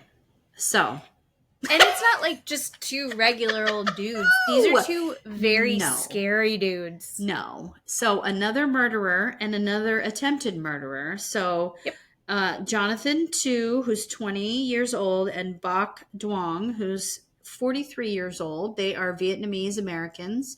And like I said, they are charged with murder and attempted murder. Gang affiliated. And so Ryan calls both Heather and Matt and says, look, you need to get officers on your homes and or drive over to your office, and we're not quite sure what these guys are going to do. And Heather is like, what do you mean? You think he's going to come after us? What the fuck is going on? So she goes over to her office. She starts making phone calls. She calls Courtney's attorney, Lou, to try and get a hold of Courtney. Poor Poor Courtney. Lou having to make that phone call. Right. So Lou tries to call Courtney, and Courtney is not answering. What? Right now, everybody's got their cell phone like this, right, in their face. Apparently, in 2012, we did not have our cell phones in our face. Well, she was sleeping. She was asleep. Yeah. So Lou sent over some officers at 5:00 in the morning to bang on her door, and wakes her up, and they say, he has escaped, and she loses her shit. Yeah. Yeah. Yep. Like, well, I'm dead. Yep. Because she's the reason he got caught. Yep. Yep. Oh. Yep. So, not only did he escape, but he filmed the whole fucking thing. He filmed it. Yeah. Wait, what? I can't. So with we get this to man. know exactly how he did it. I cannot with this man. I just, he somehow gets someone to give him a hacksaw in jail. The man. They still don't know how he did that. No. So he cuts through the grate in his cell with the hacksaw. But he does it really, really well. Yeah. Because he does it in such a way that you can put the grate back on and you don't notice when you're looking at it that it's been cut. Yep. And then we see in the video that he's filming himself walking through the other part of the jail where it's called, it's like Gen Pop, where they have all the other prisoners. They've got the bed, so it's not like he's in a cell. The other prisoners have the beds, their bunk beds, in a giant room. And he's just walking through, filming himself, walking through and filming the other inmates. And he's making sure nobody's telling on him while he's filming himself walking through. And I'm just like, okay. I don't know how he's not getting anybody to say anything, right? Yeah, there is something about Hussein where you and I can see it as we're watching this. Courtney's parents could see it watching this. We'll talk about his attorneys. But I guess when you are one-on-one with him, you get sucked in. There's something that just sucks people in about him. He's so charismatic. I don't know. He's a good-looking guy. He's not a dumb guy. But he's also just... I guess we're seeing it all on the outside with all of the awful things that he's done. But if you're one-on-one with him, you are going to be under his spell very quickly. I guess. And he's done it to these fucking Orange County gang members, murderers. Yeah. And they're like, you're my best friend. I will do whatever you want. I know. What is happening? I don't know. Yeah. So he goes through the grate. He has to get through a series of plumbing tunnels. He cuts his way with the hacksaw through these plumbing tunnels, which has got to be disgusting. And he's in the sewers. Yeah, basically. he's in the sewers. And then he makes a ladder with bed sheets that look like fabric swings that he has made together. Intricate and well done. Yeah. He got that in the military. That 100% he Oh, really? was taught in the military. Absolutely, he was taught that in the military. So he makes these ladders to go up to the roof, and then they rappel off of the roof, off of the jail. That's how they get out. They're filming the entire thing. And they look so casual as they're doing it. You know those guys that do hardcore videos? Yeah. It looks like just a bunch of friends doing crazy, silly things. Yeah. They're escaping the jail. Yeah. And here's exactly how they did it. The level of narcissism in this man is, I don't know. So after they get out of jail, then they kidnap a taxi driver. There's a little bit of confusion there because I think when they end up interviewing the taxi driver afterwards, they just call for one.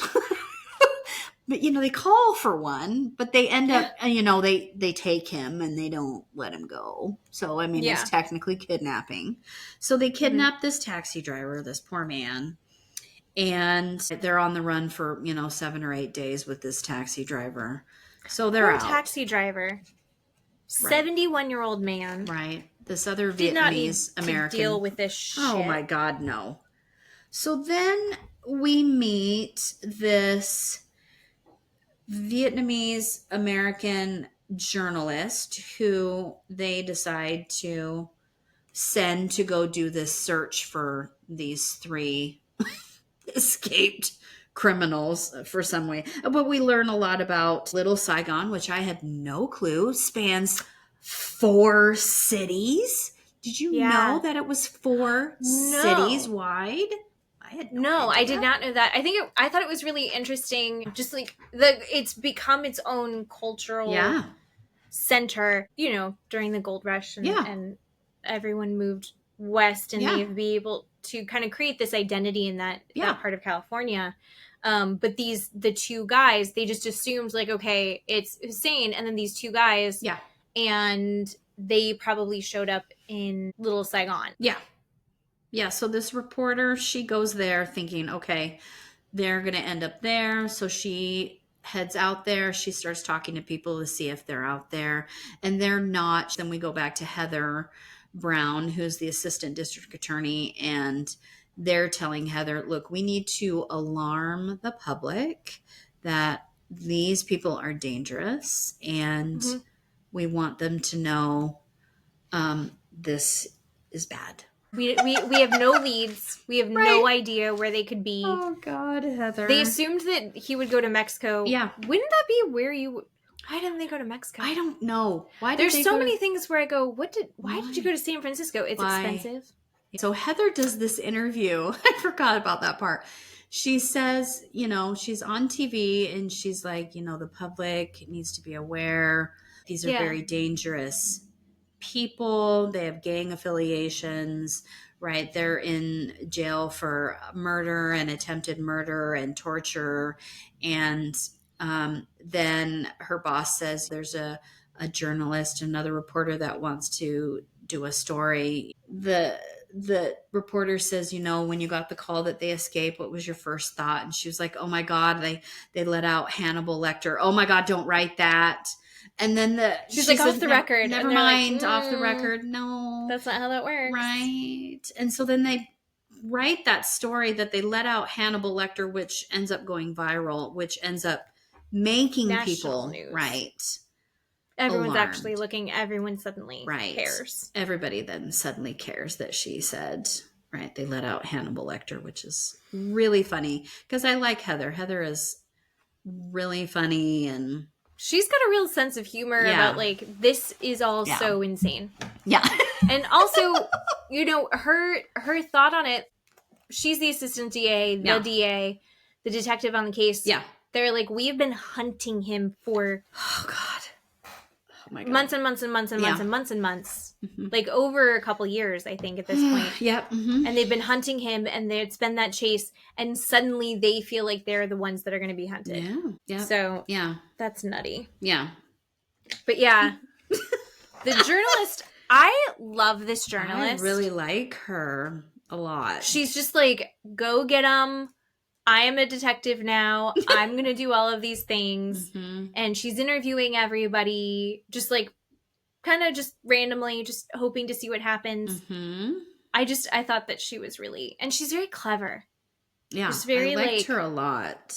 Yeah. So her name is Anne. And Anne says, I really want to try and find this taxi cab driver to see if he'll talk to me. So she starts looking through the advertising department of the newspapers to see if she can figure out where the taxi cab company came from that they used. And so she calls around, and one of the companies says, hey, this guy canceled his ad because he said he was kidnapped. And she's like, what are you talking about? What do you mean? And how, what would be the chances that it was this guy? So she calls the number, and he answers the phone, and it was him. His name is Long Ma, and he's 71 years old. And he's an independent driver. He owns the company. And he says, look, I'm at the grocery store in Little Saigon. And she's like, I'm Just right. irritated. Yeah, she goes, I'm right over there. I'll meet you there. Don't leave, please. And so she goes over there, and she says, where's your car? I'll just take you to, and they go over and they get inside his cab, and they do the interview inside his cab, and she takes down the notes, and she's reading the notes from what he can remember, what happened. And it is just so incredible. This poor man, oh my God. She said day 1 was Friday, and he said they called the cab service. And that's why I said, they kidnapped him, which technically they did because they didn't let him go. They held him at gunpoint, and they drove him to an empty strip mall, and then they drove him to a motel, the Flamingo Inn in Rosemead, California. And then they stole this white van, and then they went back to this motel, and then they would turn on the news and watch the news of their escape, and would really find a lot of joy watching people talk about them. Oh yeah, they were like laughing about it. Yeah. We still don't know how he got the hacksaw. No. Where did he get this camera? Where did they get a gun? Where did they get money? Right. What? I guess they could have stolen his money to make him pay for the hotel. I suppose. But the gun, where did that come from? What is going on? I know. This is insane. But then we see on the video the older gentleman. Because they're still videotaping. Yeah. The 43-year-old, Bok Duong, Hossein walks up to him and says, you know what I want to see? Bok Duong is sitting on the edge of the bed. He's smoking his cigarette. He puts out the cigarette on his shoulder, and to prove that they're connected. I don't know. It is disgusting. It's gross. And they're like zooming in on it. Yeah. He's like, you're my true brother. And then they have this like, I don't know if they were drunk or what was going on, but they're like grabbing each other by the back of the head and like pushing their foreheads together. And you're like, are they going to kiss? Yeah. They didn't kiss. I don't know. But it was bizarre. It was just gross. And they're again filming everything. Hossein is just this gigantic narcissist that cannot not watch himself on video. So then he says day 3 was Sunday. They're still at Rosemead, California, in this motel. And then Bok Duong, who's the guy that put the cigarette out on his arm, he gets in a fist fight with Hossein over the cabbie because Hossein wants to kill the cabbie because he has no use for him. And Bok Duong does not want the cabbie to die because he's feeling some sort of empathy towards him. And he's trying to keep this guy alive. And he's telling Long Ma, he's like, dude, I'm trying to help you. Just lay low, keep still, don't do anything. And then he says by day 5, that's Tuesday, they decide to drive to San Francisco. And they're driving in 2 cars now. They've got the cab, and they've got the van. So Hossein is driving with the younger guy, Jonathan, and in the van, and Bok Duong is driving in the cab with the cab driver. And then by Wednesday, on day 6, they go to the beach in Santa Cruz, and then they get out at the beach and they pose in these weird pictures at the beach.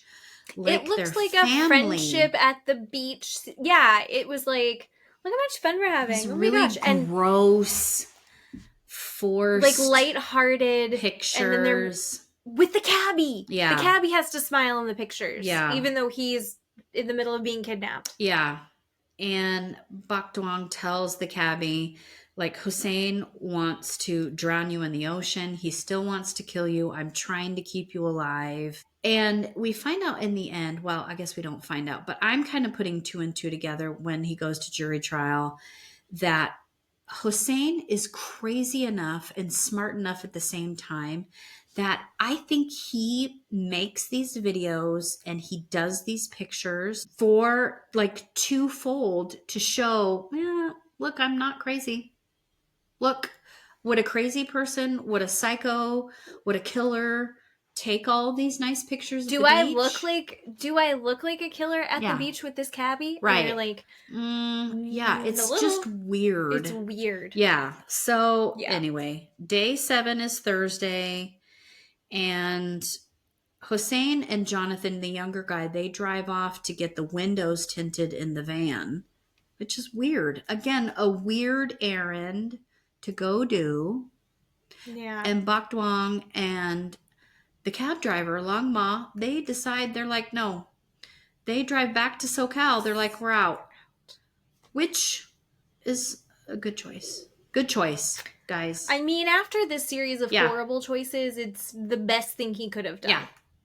So they end up going back, and he goes to a business and tells... It was like a convenience store? Yeah, the business owner to call the police, have the police come arrest him and turn himself in.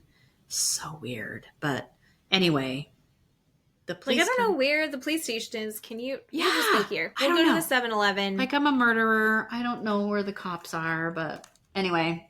So yeah, the cabbie is fine. Irritated, but fine. Right.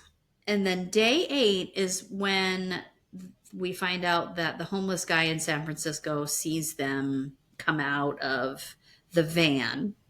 Mm-hmm. But that's where the video is. We see... Inside the video is Hossein filming himself and Jonathan smoking weed and eating bananas inside the white van. In San Francisco. On the run. Doing nothing. What are we doing? It's just this dead end. It's so weird. See, okay, so I think this is a good point to see what you think, because they start showing his attorneys at this point. Mm-hmm. And as he's on the run, Hussein has 2 attorneys. He's got his main attorney, who's this old dude, and then he's got this slightly younger attorney, super gorgeous, so pretty. I need to stop being so shallow, but I can't. Younger woman. And they're talking about, while he's on the run, they are like, well, we just want to make sure that, we think that the police know that he's not dangerous. He's not going to hurt anybody. They know that he's smart enough to not want to hurt anybody. And they're saying this, these defense attorneys are saying this in a way that feels so earnest, yet at the same time, we have the cabbie going, he was trying to get the other guys to murder me. What? I know. Come on. I know. What did you think of the attorneys? Well, the gentleman attorney, his name was Salvatore Chula, and not surprised. The gentleman, not surprised. I literally see a carbon copy of that every single day. That guy, he says all of those things because he literally has nothing to work with. And what I mean by that is he knows his client is guilty. He's grabbing at strings to try and figure out what to say to get someone to believe anything else about his guy. It's like that viral video when they're talking. I don't even remember who they're talking about. They're like, but what about so-and-so? And they're like, so-and-so, he was the best guy around. He was so great. And they're like, but what about but he was a murderer. And they're like, what murder? Yeah. And that's the vibe I get from this. Although he was so sweet, he also looks like I want him to be my grandpa because he seemed very earnest and sweet, but also that he's defending Hussein and pretending like this isn't what's actually going on. Yeah. No, I mean, he says, he's not going to shoot his way out. And I'm just like, well, maybe he's not. But I mean, stop. The woman, give me a break. I will tell you, they hired a woman on purpose to show that he's not some abuser type, I guess, against women because he tortured this man, because he's got this sort of sex-based crime, right? I know it's against a man, but they hired this woman on purpose as kind of this figure. Mm-hmm. And she was so gross to me.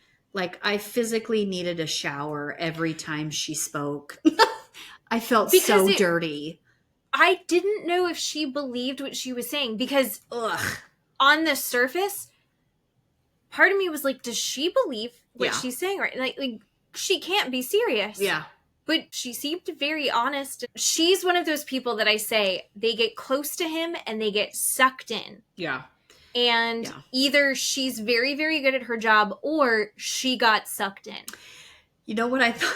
And I don't know which it is. I thought of Skip Jones again. Like, she really wanted to have sex with Hussein so bad when she was like... Hussein had an aura behind him. Yes!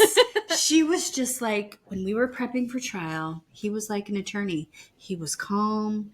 He was not this demon that everybody talked about. He was so smart. I'm like, woman. She's like, I never saw any of that side of him that people are describing. I never saw anything like that. What are you talking about? This man is disgusting. He had another man put a cigarette out on his arm. He was trying to drown that video. A 70-year-old cab driver. He cut off a dude's penis. And you're just like... fawning all over him. You are gross. Do you want to have sex with him? She was just gross. Like, she tells the story about oh my god, how she's like, he wasn't eating.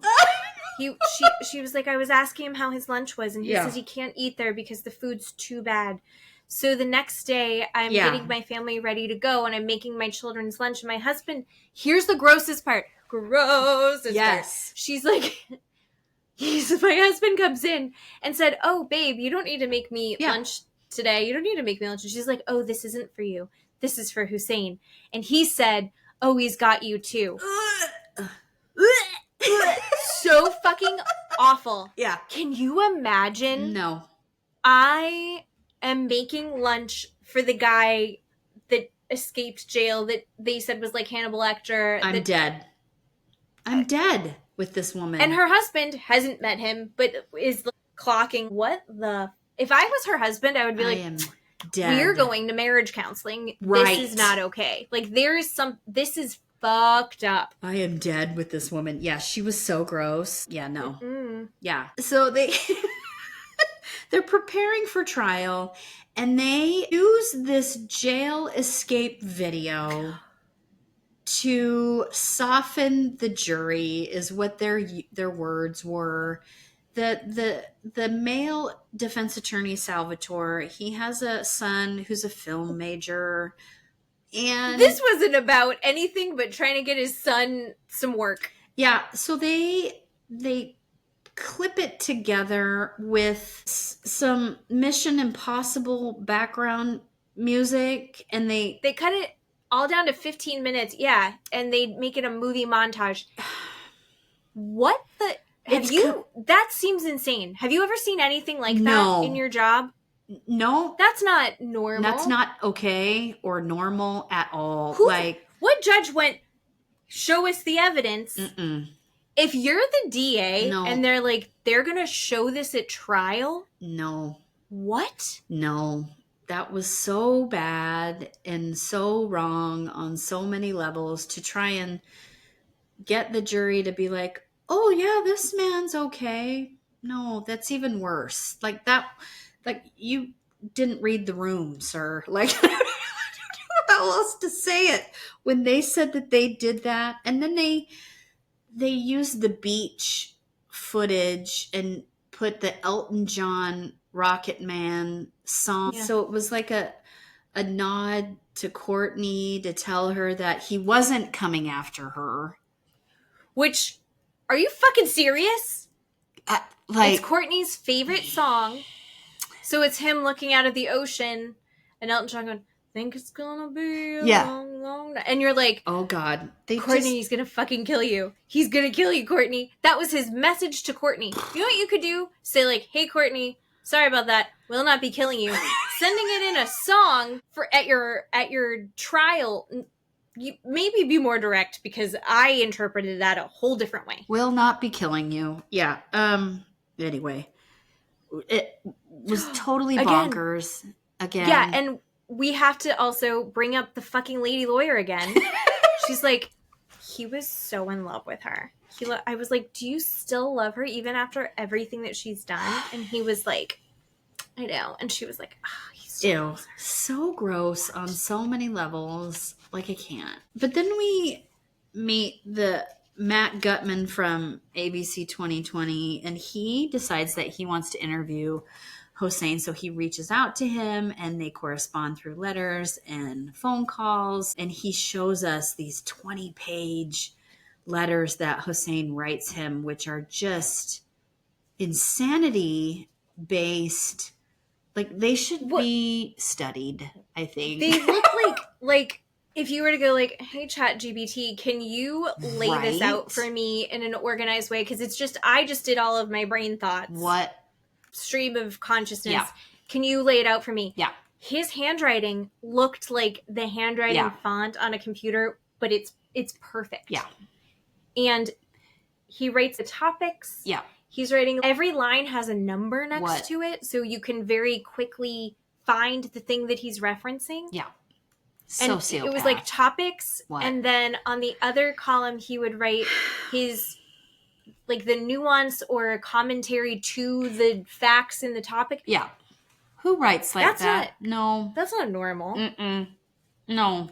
If I ask you to tell me about your childhood, just tell, but no, you have to write it like that? Like, I can't. So Matt was just out of control with he said he'd been doing that for 2 years with Hossein before he got to actually see eye to eye with him for what they called this contact visit, which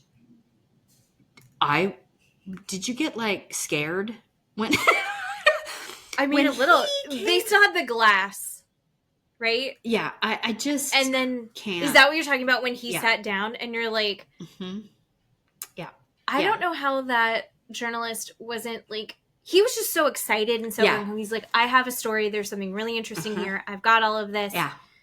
So he was just excited about his job. Yeah. But Hossein's presence on the videotape that we are watching, I was so uncomfortable by his demeanor. Yeah. He seemed like, again, like an AI robot. He seemed like he was putting on like a farce. It was very uncomfortable. When he walked in, so Matt Gutman, the reporter, said, he's going to be chained. It's going to be safe. It's fine. So, and then Hossein walks in and he's in a white button-down shirt and jeans. And he did have chains, handcuffs on his hands, but his hands were able to be so far enough apart that he had his hands in his pockets, which were fine, but they were handcuffed. And Matt said hello to him, and Hossein smiled. His smile was so sinister, everybody. He smiled with his eyes like a squint. I don't know if you've ever seen America's Top Model where it's smiles. Everybody, if you're not watching this on video, if you're watching audio, it was you so smile, but only with your eyes. It was so creepy and not genuine at all. No, and then he holds eye contact with the reporter. Yeah. And then it's like he's telling himself to blink. Yeah. Because he doesn't blink. No. He goes, blink. Yeah. It's this very methodical. You can tell in his mind he is thinking about every single thing he does down to the mannerisms of every part of his body. Yeah. To be as approachable Yeah. and warm and Oh, whatever yeah. that it is he's trying to convey. Yeah. But it reads as so false. Low-hanging fruit. It feels very Jax Taylor to me. Oh, like when yeah. Jax Taylor does his Instagram post and he's like, I'm just trying to be a good dad. Yeah. And he's like holding a book upside down. Oh. You know? You're like, come on, guy. Oh, yeah. I mean, he's trying to tell Matt, it'll be okay, Matt. It'll be fine, Matt. And you're just like, it's all that's gonna come so out just fine. gross. He's asking you a question and you're telling him what to do. It was yuck. Matt's like, well, it also seemed like it was like he was doing an interview before his movie came out. And he's like, I guess you'll just have to watch. You'll just have to see in trial. I can't talk about that right now, but you'll know. You'll see when the trial comes out. Oh, it was so awkward, so manipulative, and so weird. And the journalist said, I could tell every single thing he was doing was to manipulate me. Yeah. You could feel that. It was so I've gross. never seen it to that extent ever in my life. Mm-hmm. You know? Like, there are people that you meet and you're like, doesn't read right. Mm-hmm. It was his manipulation and his, like, very calculated everything. Yeah. It saturated everything he did, he said, how he moved. It felt wrong watching it. I can't imagine being married to that. Well, I guess in person you get sucked into it. I don't know. Right? Like, we have the benefit of a distance that a lot of these people just got sucked right into. I don't know. So then we come to the jury trial. And the jury trial, ladies and gentlemen, was 7 years after the crime took place. That's how long it took to, find this man, extradite this man. The man escapes from jail, get him back. I mean, and then put all of this together to have this goddamn trial. And I'm thinking, this is going to be the funnest thing I have ever seen, because this man is the biggest narcissist on the planet, and all he wants to do is talk about himself. That's all he wants to do, is get up there and talk about how great he is, and how he had nothing to do with it, and how he doesn't even know who this Michael person is. He's never seen him before. Why would I be there? I don't know who this guy is. And it's like he thought everyone would just gloss over the fact that they have all of this evidence. And he's like, yeah. What evidence? Yeah. Don't even worry about it. Yeah. So, Mary gets on the stand, Mary Barnes. Oh, Mary. She testifies. God, I love Mary. It's super intense. Right. She's so composed. Again, like, she gets up there and it was cinematic. She's explaining exactly what happened. She's explaining what she experienced. Yeah. But she's just so poised and together. And she's like, I needed to get up there. I wanted my voice to be heard. Yeah. And then you see this single tear fall down her cheek as she's so strong telling them what happened. And I was just like, Mary is incredible. Yeah. She's why Michael S. is alive. Yeah. What she went through is so insane. Yeah. And she's amazing. Yeah. So good for Mary. And then we have Michael. Michael gets up there, and poor Michael has to relive the whole thing again. And he's just telling all over again about being beaten and having a blowtorch to his back and having them, cut off his penis again, and the bleach poured over him again, and all of this again. Having to face Hussein and having to tell this again. I mean, just that is so demeaning, and having to say all of these things, all of that is so super intense. So he has to say all of that. And then Courtney, poor Courtney, how scary does that have to be to face your husband, knowing what she did, all the phone calls to get him extradited for back. Months. Right. Months and months of these phone calls that ended up leading to him getting caught. Right. They asked her the question, you basically did all of this for self-serving reasons, Yeah, you're getting something out of this. No. There's a reason that you've got to. Yeah. And she was like, yeah. Yeah. But also, holy fucking shit. Yeah. This is insane. I thought she did a really good job. Oh, yeah. But yeah. you could tell, like, she was shaking and stressed probably through the whole thing. Oh, yeah. And I know that the defense attorneys were doing their job in saying, you're just doing this to get some, but, and they're trying to throw out her credibility. Yeah.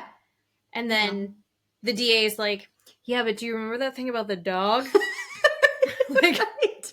She's not going to tell us that and not be credible. Yeah, right. And then the defense attorney, we hear him say, we tried to prepare Hossein and say, this is what they're going to try and make you lose your temper. And Hossein was like, I know what to say. He's not going to catch me in anything, and his attorney was like, that lasted all of like 2 minutes. Like he thought he fucking had it. Don't you not want to go on the stand in your trial? Yeah. 9 out of 10 of them don't. Don't go. That's don't why go I on the said, stand. You shut your fucking mouth. This man is a narcissist of all narcissists, and I know that's why they testify. I can clock these men from next door. I will tell you that guy's going to testify because he is a narcissist and he can't help himself. And he's going to lead to his own downfall. That's what they do. That's what they do. But when he's under direct examination, which means when his attorney is questioning him, he's crying and he's saying all the right things and he's a victim. I don't know this guy and I wasn't here, and he was saying all the right things when his attorney was asking him questions. When I'm saying him, Hossein, right? When he's under direct examination, when that was going on. But then when he's under cross-examination by Matt is when that lasted all of the 2 minutes. Matt Murphy is just a national treasure. Yeah. So good at his job. So hot. Good job, Matt Murphy. Sir. Well, even his lawyer was like, and we lost. Yeah. Like, they just before they even get that far into it, because he's combative. Yeah. Matt Murphy's like asking basic questions. Where did you get this stuff? And he's like, have you been to a Home Depot? You haven't been to a Home Depot? That's where you find it. Yeah. Yeah. Like, it's shit. Yep. No. All of that very carefully curated persona just immediately went, I don't know how to say it. I sound like an old mom. He stepped to him. Yep. And he immediately was like on the defense. Yeah. But you can't do that stuff. And then when the judge says, sir, I need you to answer the questions. But then when you're combative with the judge, he's just shoving it down my throat. Well, you can't do that either. You're trying to look smarter than the judge in front of the jury. That doesn't go over well. And when the judge says, I need to excuse the jury, right? All of that is bad. All of that is bad. When you have to excuse the jury over and over and over again, all of that is bad. The defense attorneys are like, we're losing.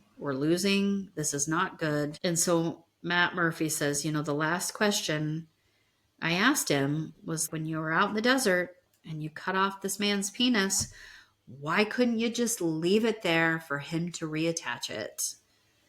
And he said, and that's when that was it. That's when he lost it. And that's when he said, you're done. I was like, what is he doing?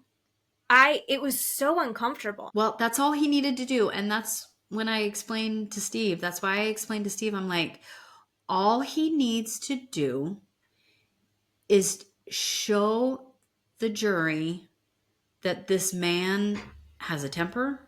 This man is a terrible person. That's it. He doesn't have to have this man answer questions like, yes, I was there. Yes, I did this. Yes, yes. He doesn't have to do that. He just have to have this man get mad. That's it. That's all he has to do. And that's what he did. And Yeah, he did. it was over. He just said, you're done. I'm not going to give you an answer, and I'll answer that for you personally. And I mean, he personally attacked him with his answers. It was a personal threat towards Matt. It was gross. It was crazy. I forgot about that because he Yeah. did very thinly veiled threat Yep. at the DA. Yeah. Seems like the wrong place and time A to little threaten him while you're on the stage. A little bit. All of these people. Yeah. He's like, you don't deserve an answer.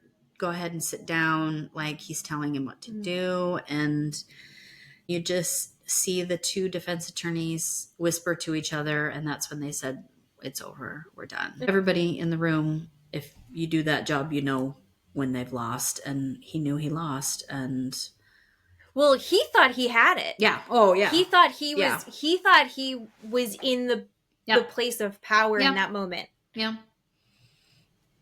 It was incredible. So the jury got the case on Monday. Tuesday went by. Wednesday went by. Thursday, the jury found him guilty. Well, they were worried that it was going to be a hung jury because they didn't expect it to take that long. Yeah. They were like, he just needs to convince one jury member. Yeah. And they said, didn't they say they thought it was like this plain little mousy girl? Yeah.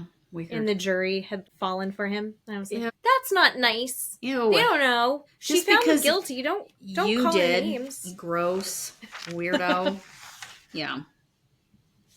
So he got sentenced to life in prison without parole. But he, in a separate case, they said Hussein was found not guilty of kidnapping the cab driver, Long Ma. Yeah. And that's why I said before that they called for the cab driver to pick him up after they escaped. So I don't know.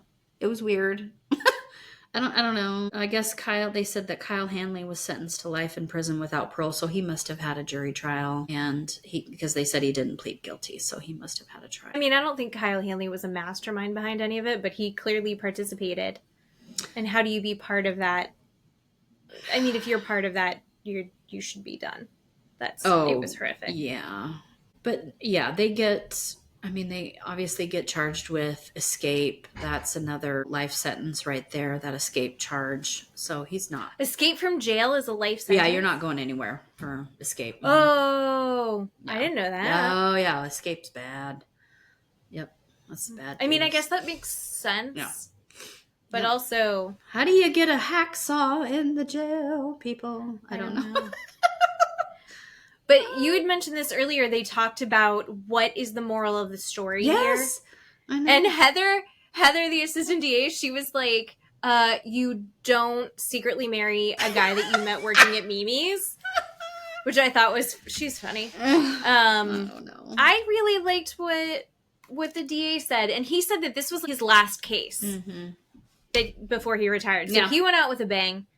And they have a montage of him surfing. Yeah. As he's saying that what he thinks the moral of the story is that, good does triumph over evil. Yeah. And there are bad guys, but there's a lot more good guys who are going to come in and save the day. So, yeah, there is Hussein, who is a terrifying human being, but there's a lot more good people who are working to get justice for what he's done and help the people who he's hurt. Yeah.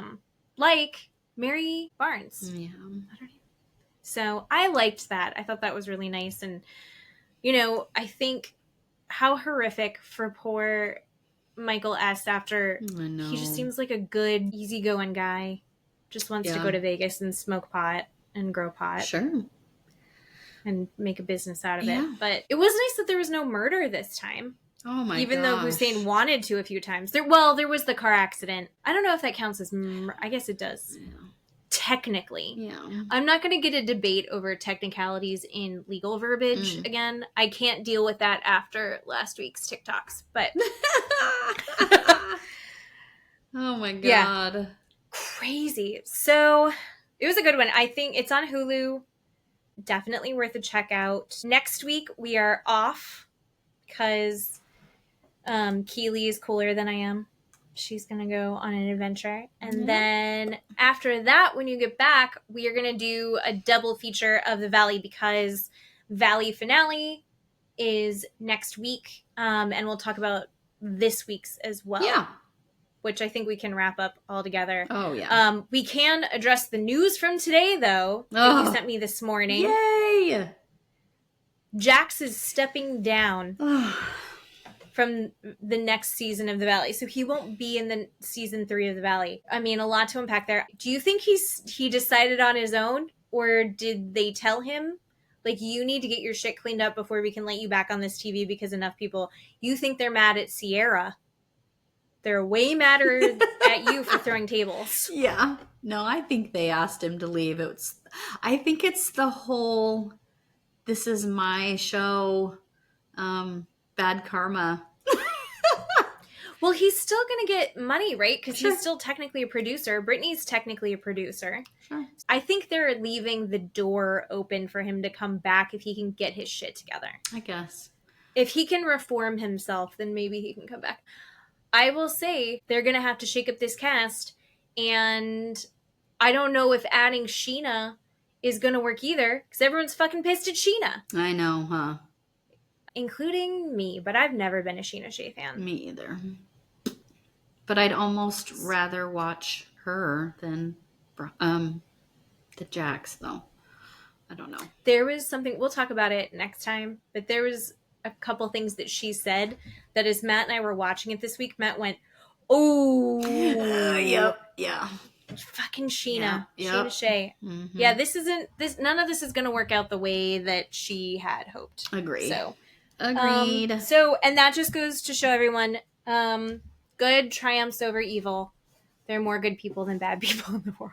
Yes. Jax Taylor will not be on our televisions next year. Yay. Hooray. Celebrate. Have so much fun. Thank you. I'm gonna miss you so bad. Send me so many pictures. Okay. And we will get back to you guys in 2 weeks. Okay. Bye-bye. Bye.